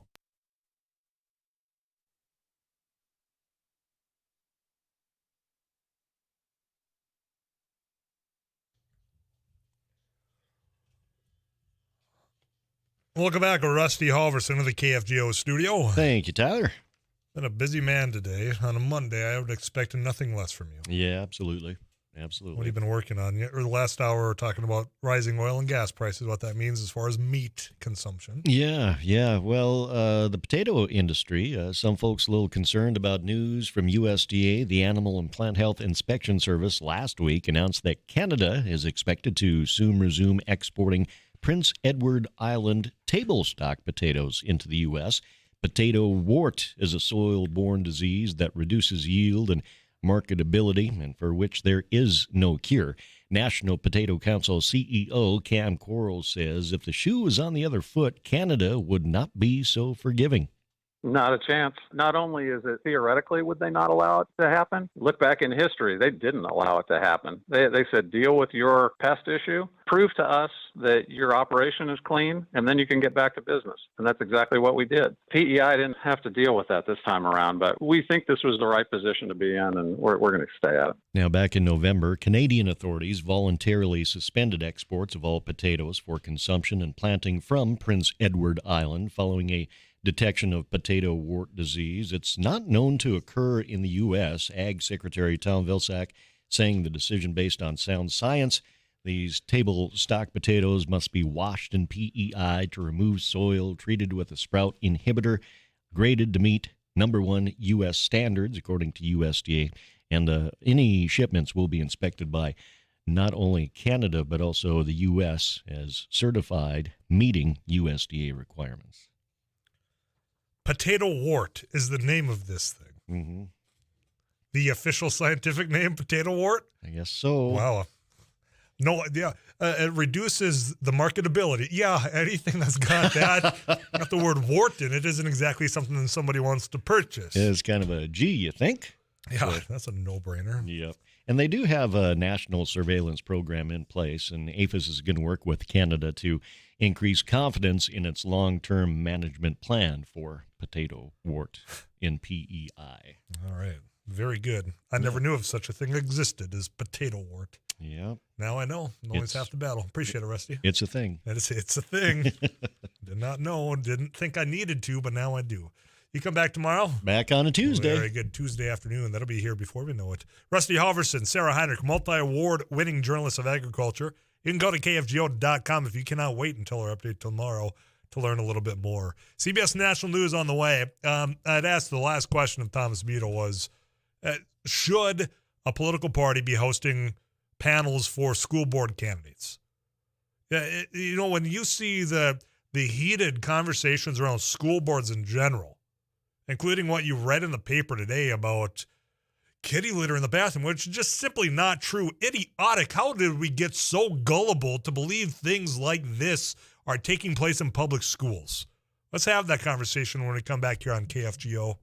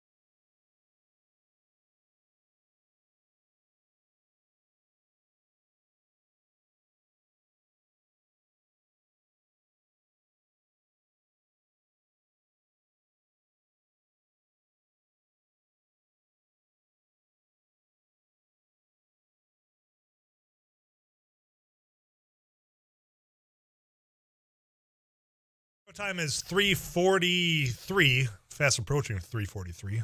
This afternoon's live. I'm Tyler Axis, your host. Eric Johnson, your producer. We're going to be with you till about 5 o'clock punch out as we do weekdays here. This Wednesday, and now this was sent to me last week, drawing my attention here. And I don't agree with it. Now, I asked, Thomas Beadle, who is a Republican, his thoughts on it, and his approach is, well, this is going to be an opportunity for these candidates to have a forum, meaning for the school board. But when we talk about the school boards in general, there was all this fear all the time that all this partisan politics is going to get injected into school boards. And now some of that is, it's almost as though we've gotten in our minds that it's going to happen, that now we're basically actively trying to make it so. Litmus tests from candidates. I mean, you had a whole recall attempt that failed quite miserably just this last year because of the outrage from some members of the community, some parents, and some not parents, some weren't even residents of Fargo, not being a Fargo school district resident, that were trying to get school board members removed because of what they were doing to mitigate the spread of COVID-19. That was, in part, the beginning, I think, of where this whole conversation about school boards has spiraled. Not just locally, I mean nationally here, of having to check all these boxes off to meet a litmus test, quite frankly, that I think is more geared towards that partisan makeup that you did not want on school boards until now. And I hope that you still don't, but it really seems that more and more it's just becoming accepted. Now, part of that is because I think good, honest people decided, you know what, I don't need to put up with the berating from people at school board meetings. From people that are sitting in the crowd, that are hissing, that are following you now to your vehicle when you're leaving that meeting because they didn't agree with you. And I sadly don't blame them for not wanting to have to put themselves through that. A lot of passion when it comes to education, a lot of passion when it comes to public education in particular. And when I think about offices of which, boy, it would be the most difficult to get elected to and then to maintain, school board's got to be that one. It's a thankless job. You get, people now more upset at you than I think what had been in the past. It seems like those tensions are building here. Now, way I perceive what's coming up on Wednesday is just another opportunity, and I hope I'm wrong. I really hope I'm wrong, that you're going to have the Republican Party in North Dakota, particularly here in Cass County. They're going to host a forum for school board candidates in Fargo and West Fargo. Now, could it be an opportunity for them to have their voices heard? Yep, but there's going to be a question and answer there from the public, and I really get the sense, because of things that we're reading in the paper say today, that this is just going to be the latest attempt to see, well, do you pass this litmus test about any boogeyman argument that has come nationally and injected itself into local school boards? I mean, you take what you're probably read in the paper today, which furries, did you ever hear of such a thing? Well, you know what? If you have a social media, maybe you did, maybe you didn't. But it's a subpopulation of people that, go about things the way of which they're comfortable doing things. But to have that get molded into because, I heard that the school districts are creating these unisex bathrooms and they're putting kitty litter in them to go ahead and adapt to the ways of which, that I perceive this population of doing things. How did we become so gullible that everything that you see online or that you heard on a national talk show or on some YouTube channel, that you will get so convinced that it's happening right here? And there's no second to critically think, well, geez, is this really? Is this real? Now, why would something as outlandish as this? And now you've now put into position these school board members, these principals, these superintendents, they have to answer and publicly speak to something as idiotic and unrealistic and as made up as kitty litter boxes in school bathrooms. I mean, this is the trajectory we're going with in public education. of having people so incensed that there is something so meticulous out there. There's something so bad and so dark that we got to find the next the worst thing that's coming up. We already had this subject. Well, it turns out that wasn't going on. How about this one? This has got to be going on in our public schools, right? Oh, that's not? Well, then we just grapple onto the next thing. And again, it's just not true. So my fear out of all of this, when you see something as so bizarre and so stupid that people are believing that there's going to be school bathrooms with kitty litter in, and one of them is on the school board, came out with these claims without any evidence, any proof, and Jennifer Benson saying, well, this is what I'm hearing, then couldn't provide any evidence. So you already have some of that on a school board. And my fear is that if you start getting into having these type of forums in which you're going to have not only an opportunity to really speak about these issues when it comes to what you're going to do for the classroom on the books, on the school lunches, on the curriculum itself, it's going to get so veered and so twisted into these non-existent issues. And then all of a sudden that litmus test is there because there's going to be people in that crowd that firmly believe that there was an instance of a kitty litter box being in a school bathroom. I hope I'm wrong. I absolutely hope that that's not what all of a sudden becomes of this panel that's being put on by the Republican Party in this area. I hope that it stays to the budget, your property taxes. Here's what we're trying to do when it comes to student lunch debt. Instead of veering into some of these conspiracies that are just made up out of thin air, seemingly, that are sprinkled up, popping around in school districts across the country based on absolutely nothing factual. I really hope it doesn't come to that. My question is, are you comfortable with partisan politics hosting panels for school board candidates? You can let me know at the iConsultants of North Dakota Text Club. That's at 35270. You can call into the Laney studio line. That's 237-5948. We'll come back to you right after we get you this KFGO weather update from Too Tall Tom Szymanski. Then we'll wrap up the second hour of Afternoons Live next.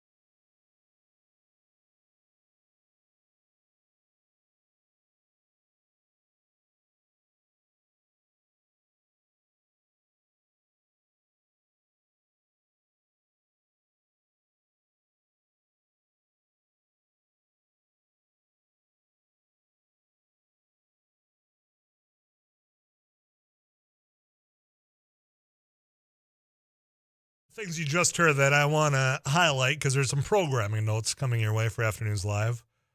First would be Too Tall Tom Schmatzky's forecast for Thursday. Now, I understand that Minneapolis is a little bit further east, maybe a little further south, but I tell you, that forecast not making itself out to be a good opening day weather-related first pitch. So, if in fact they get the game in, which our fingers are crossed, we really hope that this Thursday, April 7th, it happens. We're only going to have 30 minutes of Afternoons Live, so we'll play audibles for 30 minutes, and then we'll get you out to Target Field. You'll take in the opener. If that's not the case, well, we'll be right here with you for the remainder of that afternoon from 2 to 5 with our usual lineup. But you also just heard an ad for Twin Peaks. Wednesday, I'm going to be over there live because you think about Thursday for the opener, not just of the Twins, but MLB. We've also got the Masters kicking off this Thursday. So we're going to be over there telling you why you're going to want to make those two. You can just watch it right over there. You can enjoy some of the beer that you just heard. It's 29 degrees, all that, plus they're made from scratch menu. So that's coming up this week. So a little bit of a flexible, I think, end of week for us, hoping, praying that, in fact, this game does get in as scheduled Thursday. If not, it might be Friday, and then who knows? It's all off after that. Also, if you haven't done so yet, tomorrow is the meat raffle during It Takes Two. We do ours on Thursdays. If you have not registered, what are you waiting for? It's simple. You just have to text the word MEAT, that is MEAT, into 35270. Then you get registered for your chance to win $150 worth is going out tomorrow of meat provided by Barnesville Grocery. Plus, you get yourself in the drawing for the Traeger giveaway. That's going to be happening April 21st. That's going to be at Bar 9. Can't win if you don't play. You can't play if you don't text MEAT to 35270. You can also go to KFGO.com and just click on the Gear Up for Grilling tab down there. And that'll take you through that same process. A lot of fun. I've enjoyed it. I know that you have as well. But you still got a chance. And if you've already registered, there's no need to enter again. You are in it for the entire duration. Final hour of Afternoons Live. You, me, this microphone, your cell phone. There was some response to my commentary on school boards and partisan politics. I'll get back to that. And we'll recap the weekend of sports with Matt English right here on KFGO.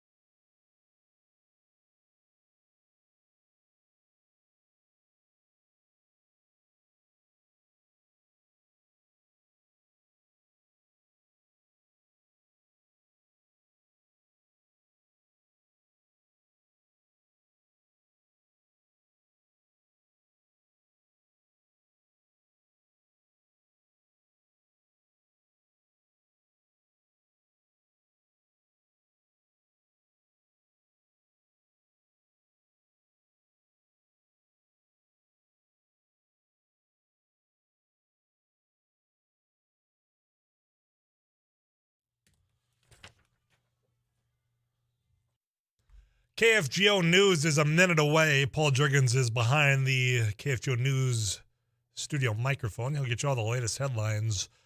Whatever you want to get off your chest this next half hour, you meet this microphone yourself. When the Laney studio line is open the whole rest of the way at 237-5948. I consult some North Dakota text clubs at 35270. There are some messages in about the whole school board being, in my perspective, politicized, partisan-wise, because you got now a party that's going to be hosting a whole panel for school board candidates. I will get back to those in just a little bit of time here. Also, tonight is the NCAA championship. I'm excited for it. You know that I was going for UNC over Duke. That game lived up to the hype Saturday evening. If you didn't get a chance to watch it, we'll break it down for you with Matthew English. He's with 740 The Fan. You get all that, plus you get you ready for the Masters, and Major League Baseball is back this week. Talk about sports to wrap up Afternoons Live on a Monday right here on KFGO.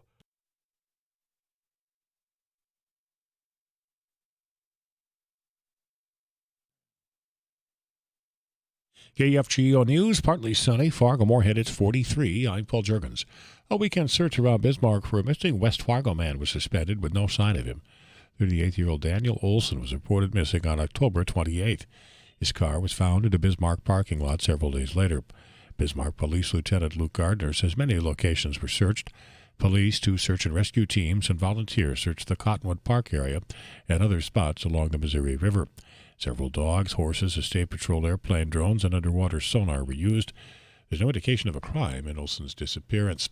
West Fargo Police will join law enforcement agencies around the country in the Connect to Disconnect program to remind drivers about the dangers and consequences of distracted driving.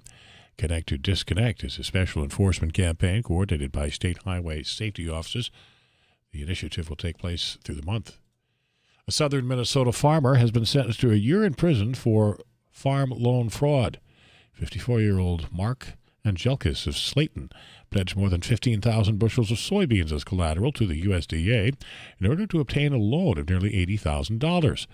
During the application process, Angelkis agreed not to move or dispose of the collateral until the loan was paid in full.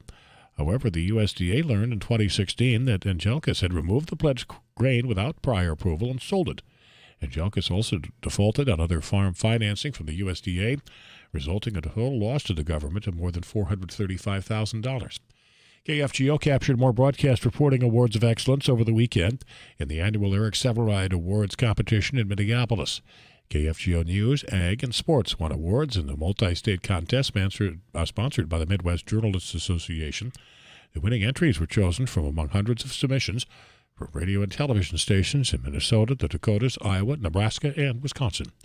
Fargo-Moorhead will turn cloudy once again tonight. Meteorologist Tom Shavansky has rain chances in an overnight forecast with a low of about 38. Cloudy, windy tomorrow, some showers at 51. Cloudy, then windy Wednesday, areas of rain and or light snow at 40. Also near 40 Thursday, cloudy, windy with a chance of light snow in the morning. Fargo-Moorhead, partly sunny, it's 43 degrees. Paul Juergens, News Radio, KFGO.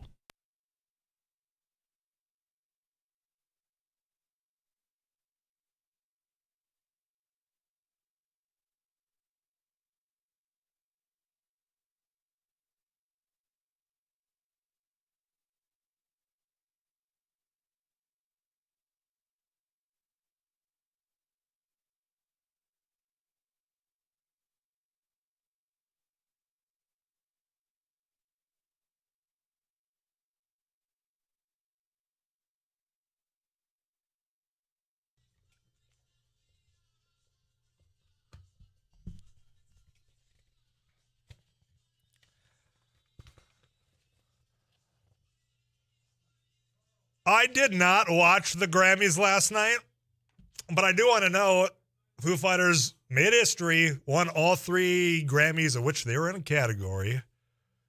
So there, I wanted to get that out there and acknowledge that. I did watch a little bit of it. They did the In Memoriam segment and really focused heavily on Taylor. Yeah, I'd seen that some pretty cool video clips of him from the early days with the short hair. 25 years ago, man. Jeez. I take issue with this text that has come in. Tyler, the way you root for winners and not underdogs, I'm surprised you're not a Packer fan. Whoa. Take a step back here. All right, let's recap. I assume this is coming in because I was rooting for North Carolina. Come on and raise up. Who and was they did. They were the underdog. 8 seed. They were the 8 seed. Duke was the 2 seed, so I was rooting for the underdog. Now, I've got a lot of dear friends who are Duke fans. Not a single one of them are humble. They make me want to despise Duke even more than what comes naturally.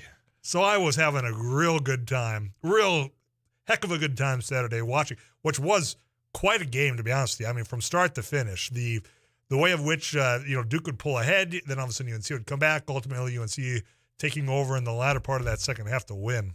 Going to the championship game against Kansas, the Jayhawks tonight.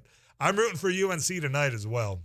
Was there something like 20 lead changes in that game? It was great. The entire game, as I said, it lived up to the hype of this rivalry meeting for the first time in all of the tournament history. To go and then to have a game like that, it was great. It was a lot of fun.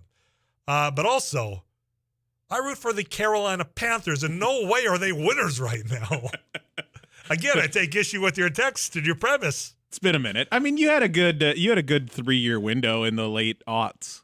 Yeah, and it's been a long drought since then. And I had a great 3 first games of this year in which we surprisingly went undefeated for 3 games.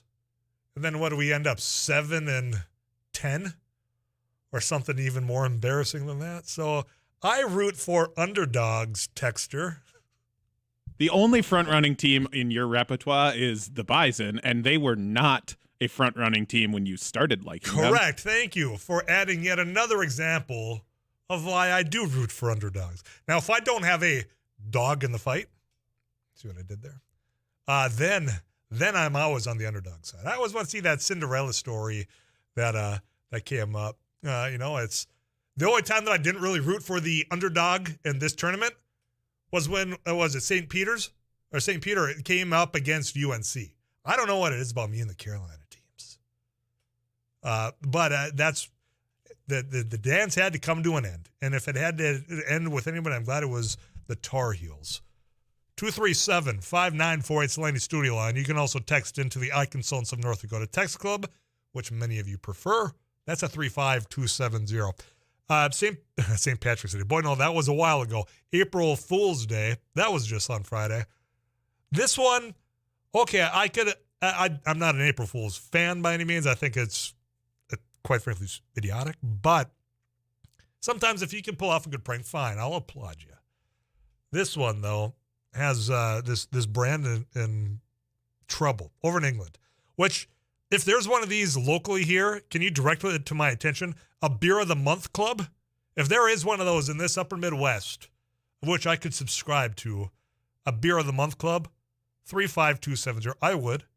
But this Beer of the Month Club in England pranked people into thinking they had one free beer for life. Okay, that's a prank. I can get on that. But here's where they crossed the line. The claim prize button that they sent out to people over email, over text saying, hey, congratulations, you won free beer for life. Now, that probably should have set people back in the first place, saying, okay, wait, what day is it? But not necessarily the case. Those texts and emails, this is where the company gets in trouble, or this club, I guess. The link that they sent to people to claim your prize, it wasn't real, obviously, but it did link. And if you follow the instructions, that made you sign up for a real subscription. That cost them $30 a month. Now, that is crossing lines of pranks, right? $30 a month for a subscription is outlandish in the first place. If you think you've won something, why are you punching in credit card information in the link to your prize? Because it's got to be legit, right? I mean, how else am I supposed to know about that prince over in Egypt or whatever? Let's just say this for a ground rule. If you don't initiate a purchase, if you are being solicited to get your credit card number, don't ever put it in online. Listen to Afternoon's Live Fraud Squad by Eric Johnson back here. I mean, that's just an easy rule of thumb. So the code that these people had to enter, these people that were quite gullible on April Fool's Day, was it was a code that if you just read it, it doesn't make sense, but it's April Fool's backwards. Another red flag that they did not catch up on. But yeah, so apparently this company is now in trouble. And there's a lawsuit because, I mean, you got people into a subscription of $30 a month because that's where lines cross. So I could about imagine whoever pitched that idea, if you just would have left it at the end of the, hey, you got free beer, no April Fools. Yeah, if you're just signing them up to a mailing list or something like that, that's fine, whatever. Then you got one over on them. But as soon as money enters into the equation, you went too far. Take them for what they're for. But anyway, if you know of a Beer of the Month club here, 35270. I'm going to get back to this message that came in. It's a lengthy one, so bear with me here. But the premise of this, if you're just joining us, I was talking about how in the world, this April Fool's joke, for example, how do we become so gullible? How did people right here, some of our neighbors, get so gullible that they believe that there's kitty litter boxes in the bathrooms of public schools? How do we elect somebody that goes out there and makes a claim like that, and Jennifer Benson, saying, well, yeah, you know what, this is what's going on, and then not be able to provide any proof because it's not real? I mean, how did we get so stupid in the line of thinking that we don't question some of these, like, this seems rather outlandish. I'd better check before you send all these letters out saying, well, there's a storm coming. But that's where we are in 2022, with that level of gullibility from neighbors. And it's unfortunate how focused they are on public education, but that's where it is. And that's what I worry about having, a political party hosting a candidate forum. I don't care if it's a Democratic Party. In this case, it's the Republican Party hosting forums for these nonpartisan races. Now, we'd be kidding ourselves if we didn't know that, every candidate has their own leanings. That's fine. This seems to be a little bit more out in the open, in your face, than what I'm comfortable with. And I'm worried that it's going to spiral into that type of conversation, to lending a voice to the people that believe that, showing up and asking questions about something as stupid as kitty litter in bathrooms in public schools. So that's what I'm worried about on Wednesday. This message came in, and like I said, it's lengthy. So, Tyler, it's really sad that school board elections have come to partisan politics. I guess I would turn that around, that it could alert me to find out exactly where they stand on kitty litter boxes, how far they want to push parental rights, curriculum, vaccinations. In the past, I might have accepted them into the position because I knew their parents. Unfortunately, I know parents whose kids have gone off the deep end and would like nothing better than inserting themselves into local government. Now, the insertion, or get mad at me all you want. The level of creep that's happened between that line that was allowing a teacher to do their job and side with them. Sure, the parent-teacher conferences, you can answer your questions there. And if you have a disagreement, certainly you can address it there or with the superintendent. But it has creeped so much more from my observation. Now, I do not work for the school. I'm not a parent. This is just my observation. And it's what I've heard from those that are in the education system. That the level of intrusion of asking all these minute details about this, that, the other thing, some of which have nothing to do with curriculum, but it's just the social trends you see online. That creep has just continued to extend to where I can only imagine why you see a struggle to find teachers, why you see a struggle to find substitute teachers, because of the things that they used to have to deal with periodically now happening every single day. It's just the way of which you watch people approaching school boards now is troublesome to me. And I don't see it slowing down whatsoever in the months or years ahead. Now, I don't want to accept this as the new normal, but it certainly feels like it is here for quite some time. And the question just is, are you okay with that? And would you want to run for these type of offices knowing the type of environment that it is? And because of that environment, good, hardworking people that have the right mindset to go out there and do what's best, I think, for that public school, for that child's education, are walking away or choosing not to run at all.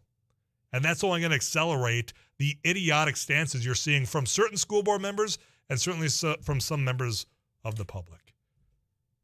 237-5948. You can also text into 270. Messages coming in. I'll go back to those right after this. You got to locked in at 790 AM, 94.1 and 104.7 FM, KFGO.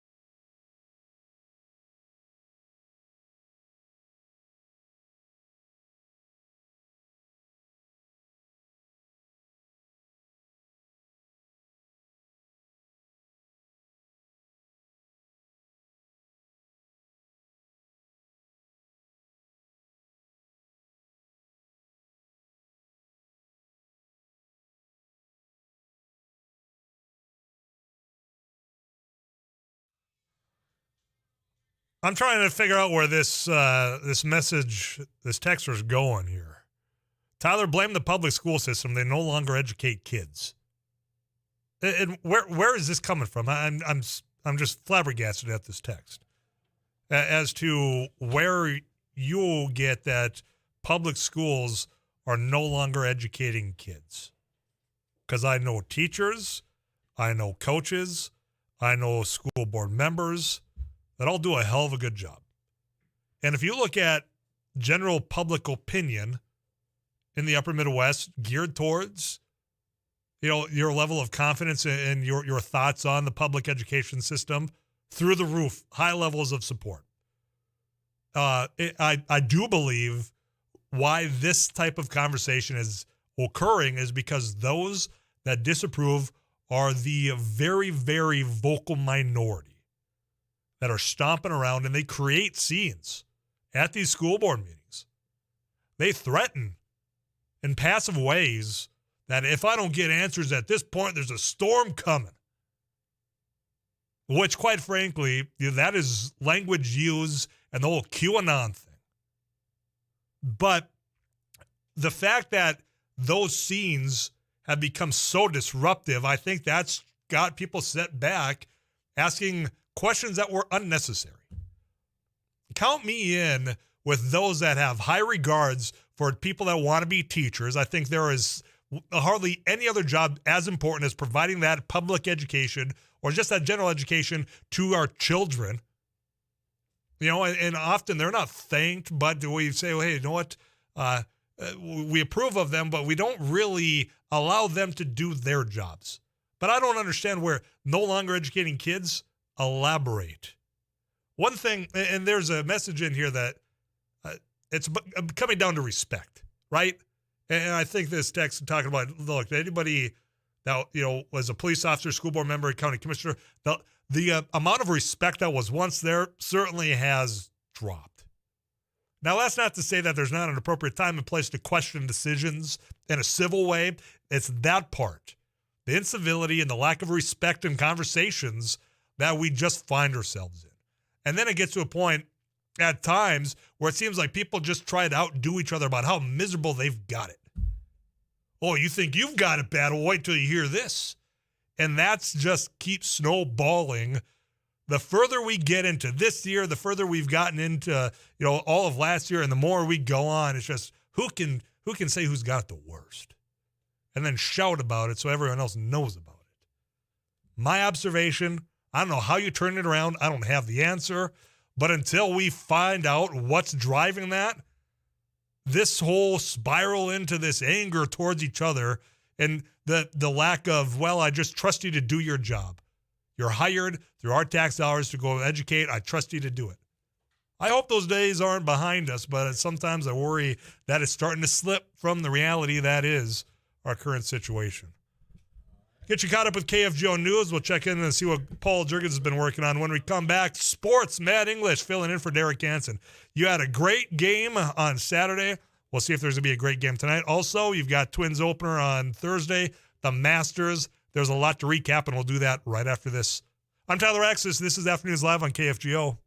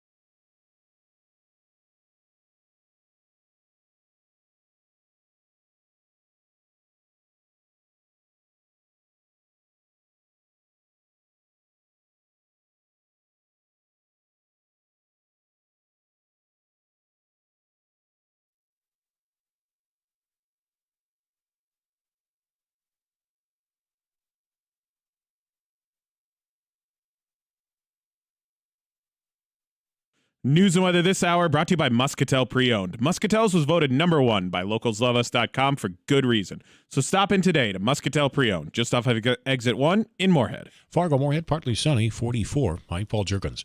A weekend search around Bismarck for a missing West Fargo man was suspended with no signs of him. 38-year-old Daniel Olson was reported missing on October 28th. His car was found in a Bismarck parking lot several days later. Bismarck police say many locations were searched over the weekend.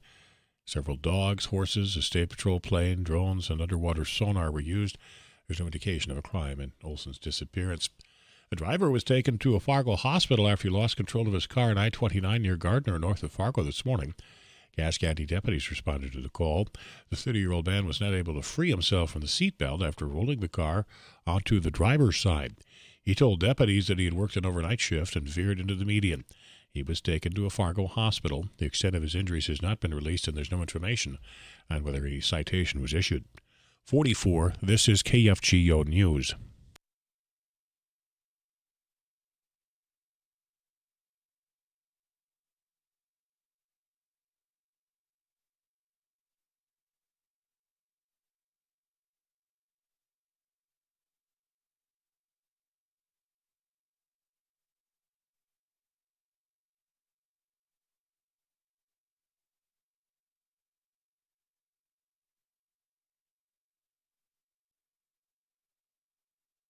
.44, this is KFGO News. The South Dakota Department of Corrections says a woman convicted last year in the 1981 death of her newborn son has been released on parole after serving less than 3 months in prison.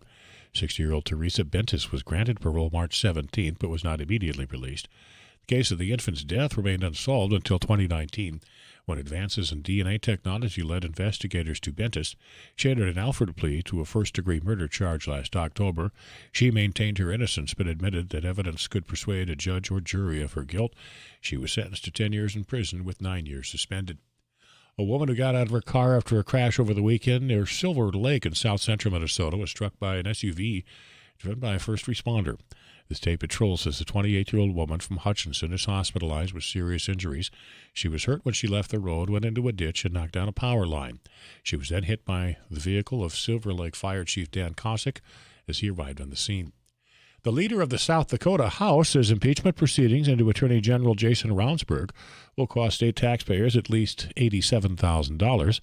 The House Select Committee on Investigation racked up the bills on attorney fees while it looked into the events surrounding a fatal crash with a pedestrian in 2020. The committee issued a formal recommendation that the 45-year-old Ravnsborg should not face impeachment. Minnesota House Democrats are proposing a better than $3 billion increase for E12 education over the next 4 years, with a focus on closing spending gaps in special education and English learning programs. House Speaker Melissa Hortman says, by contrast, Minnesota Senate Republicans clearly believe our schools don't need much in the way of help. Senate Republicans have not responded to the proposal, but they say their focus is on back to basics and parental rights, including school vouchers. Fargo-Moorhead will be cloudy tonight, wind picking up out of the southeast, and it looks like some overnight light rain. Meteorologist Tom Szymanski is expecting a low of about 38. 51, cloudy, windy tomorrow through the middle part of the day with some showers. Wednesday, cloudy, windy, areas of rain and or light snow, and 40. Also near 40 for Thursday, cloudy, windy, chance of light snow in the morning. 44, partly sunny. Paul Jergens, News Radio, KFGO.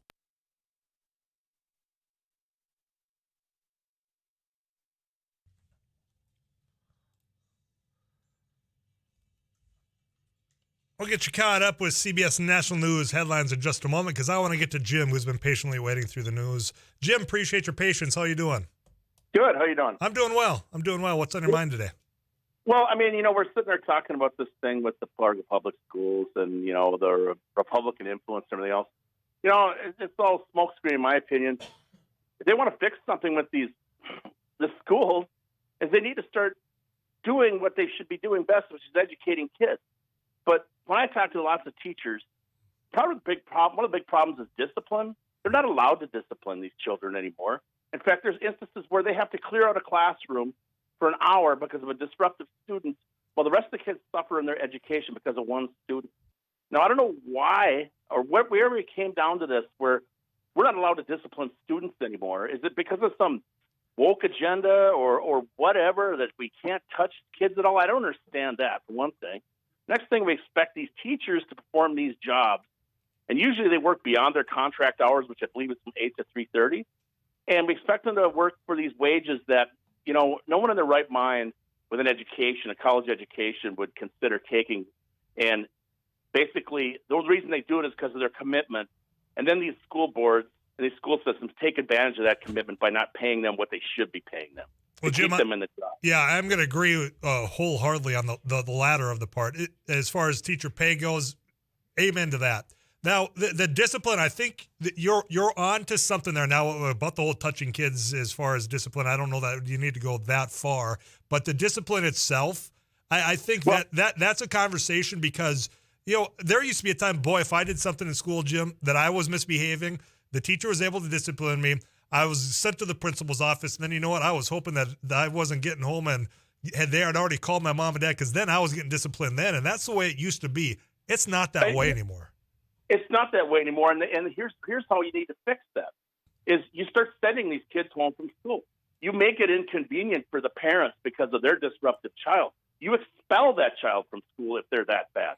And you know what? I guarantee you, the parents are going to start to respond and say, maybe start doing something. But no, we got to hands off. We can't touch them in any way. And I don't mean touch physically. Yeah. I mean just in general. Sure. And then there's other things too. I'm going to get back to the teachers. Okay. Now, recently, I understand the Fargo Public Schools started, I think it was secondary elementary teachers. Teachers. Mm-hmm. They cut their lunch breaks to 20 minutes so that they can have to go out and monitor the kids on recess instead of like parents that used to do that. How would you like to have a 20-minute lunch break? Yeah, it's 8-minute day with no 15-minute break. Jim, you said a mouthful. I appreciate it. I mean, you raise a number of other issues when it comes to the environment in which we're expecting teachers to perform in. And I think there is a lot that can be done to value them as employees that we're all paying for through taxes. That could be decided in a more common sense way. Now, just one last thing about the discipline, and I got to get you caught up with CBS News, and we'll visit with Matt English here, is the questions now that come in is, though my child, there's no way they could have disrupted or behaved that way. That trust, again, that I was trying to get at between teachers, parents, I don't know why that has slipped so much. Perhaps it's exactly what Jim laid out in part there. CBS National News on the way. We'll come back to Matt English right after this.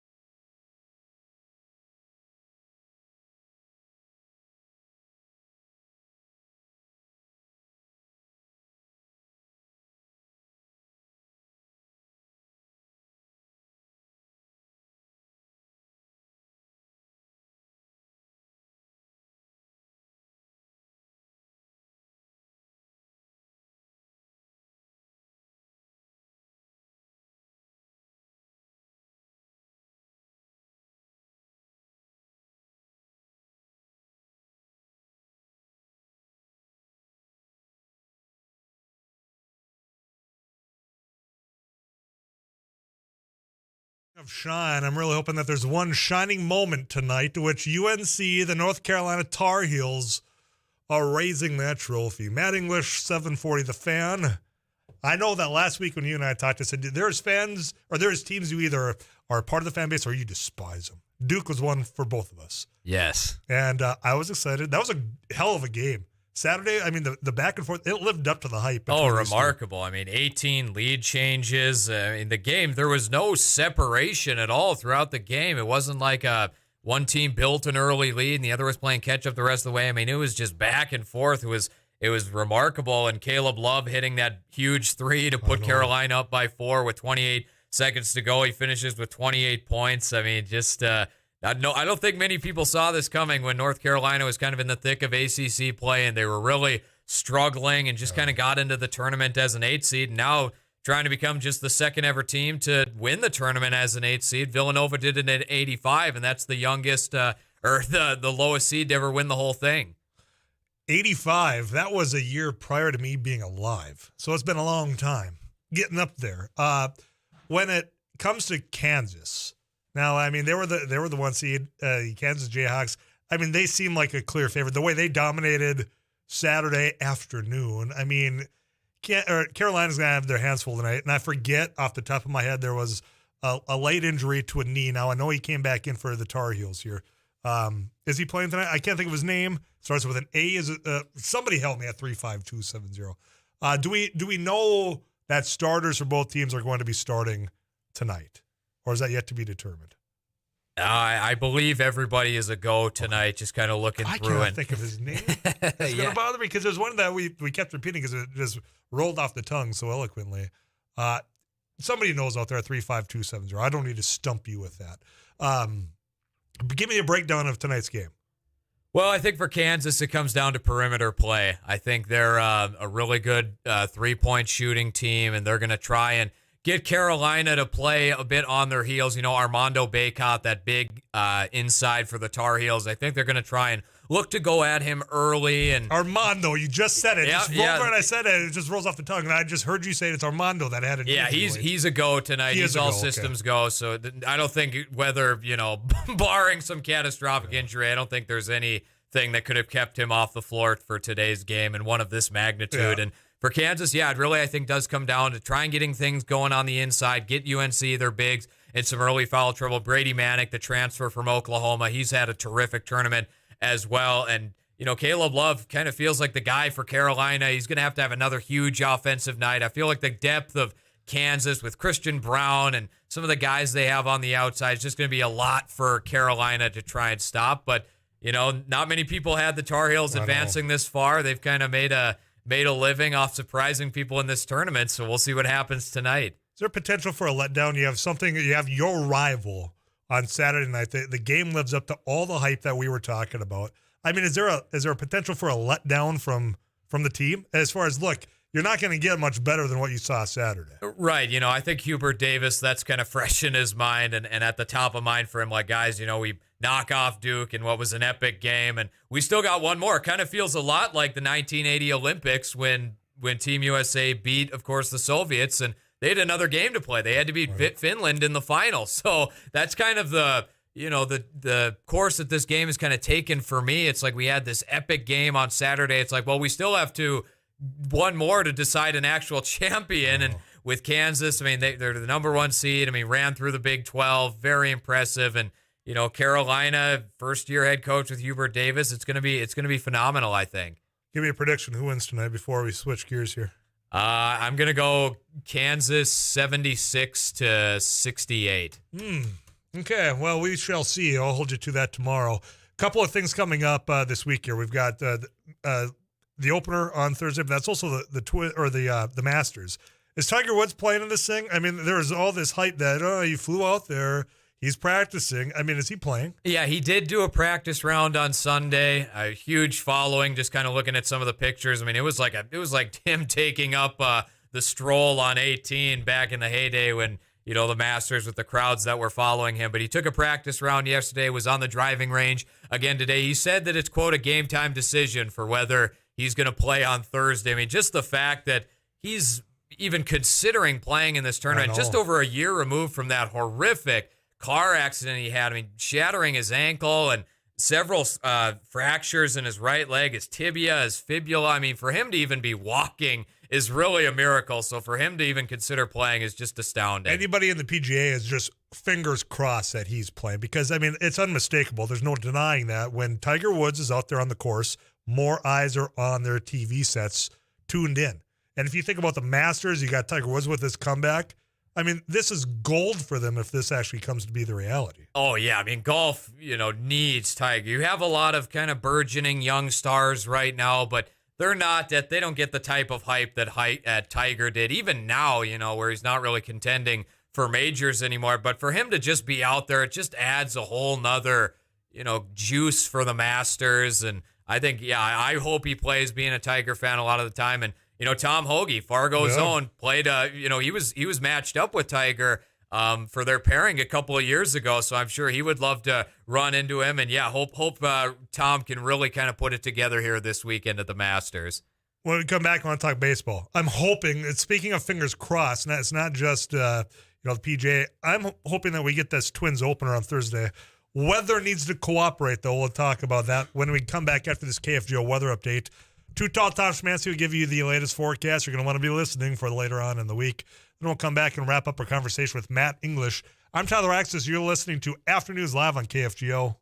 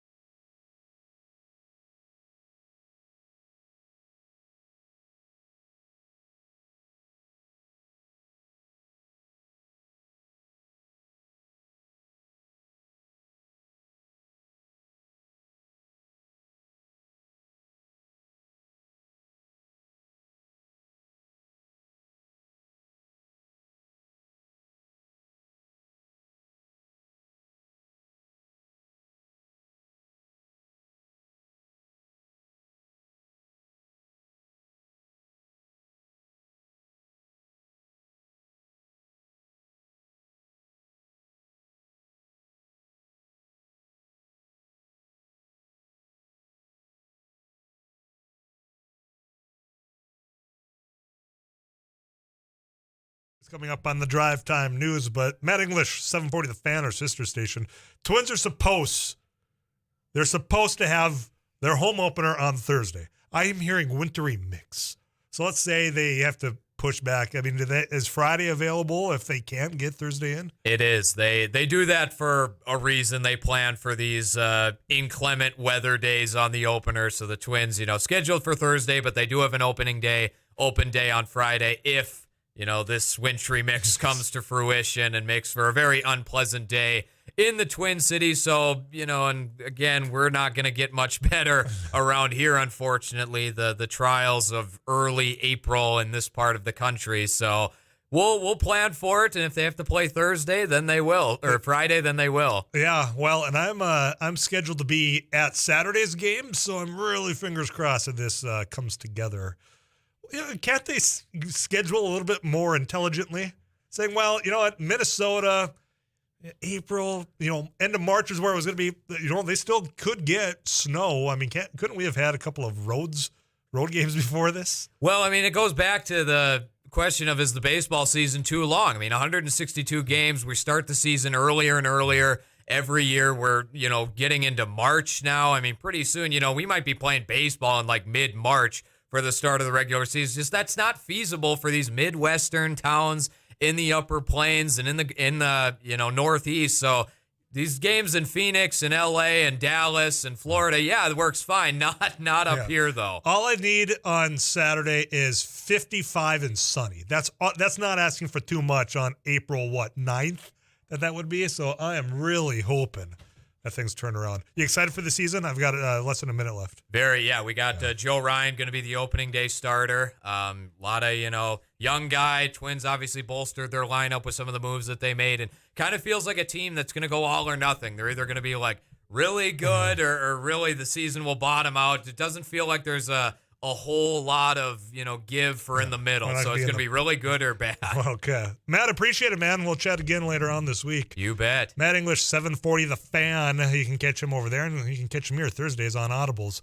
Folks, tomorrow, here's what's coming up. Jason Matthews, he's going to be joining us. We're talking about the Supreme Court nominee. It looks like it's moving forward. We'll get his take on that. Kelly Crapu, we're going to talk about the trucking industry, and we're going to talk about paddle fishing out in western North Dakota in the upcoming season. But that is it for me today. I'm Tyler Axis, your host here on Afternoons Live. I'll be back tomorrow. Till then, you drive safe and take care of yourselves. I'll check in right here on 790 AM, 94.1 and 104.7 FM, KFGO.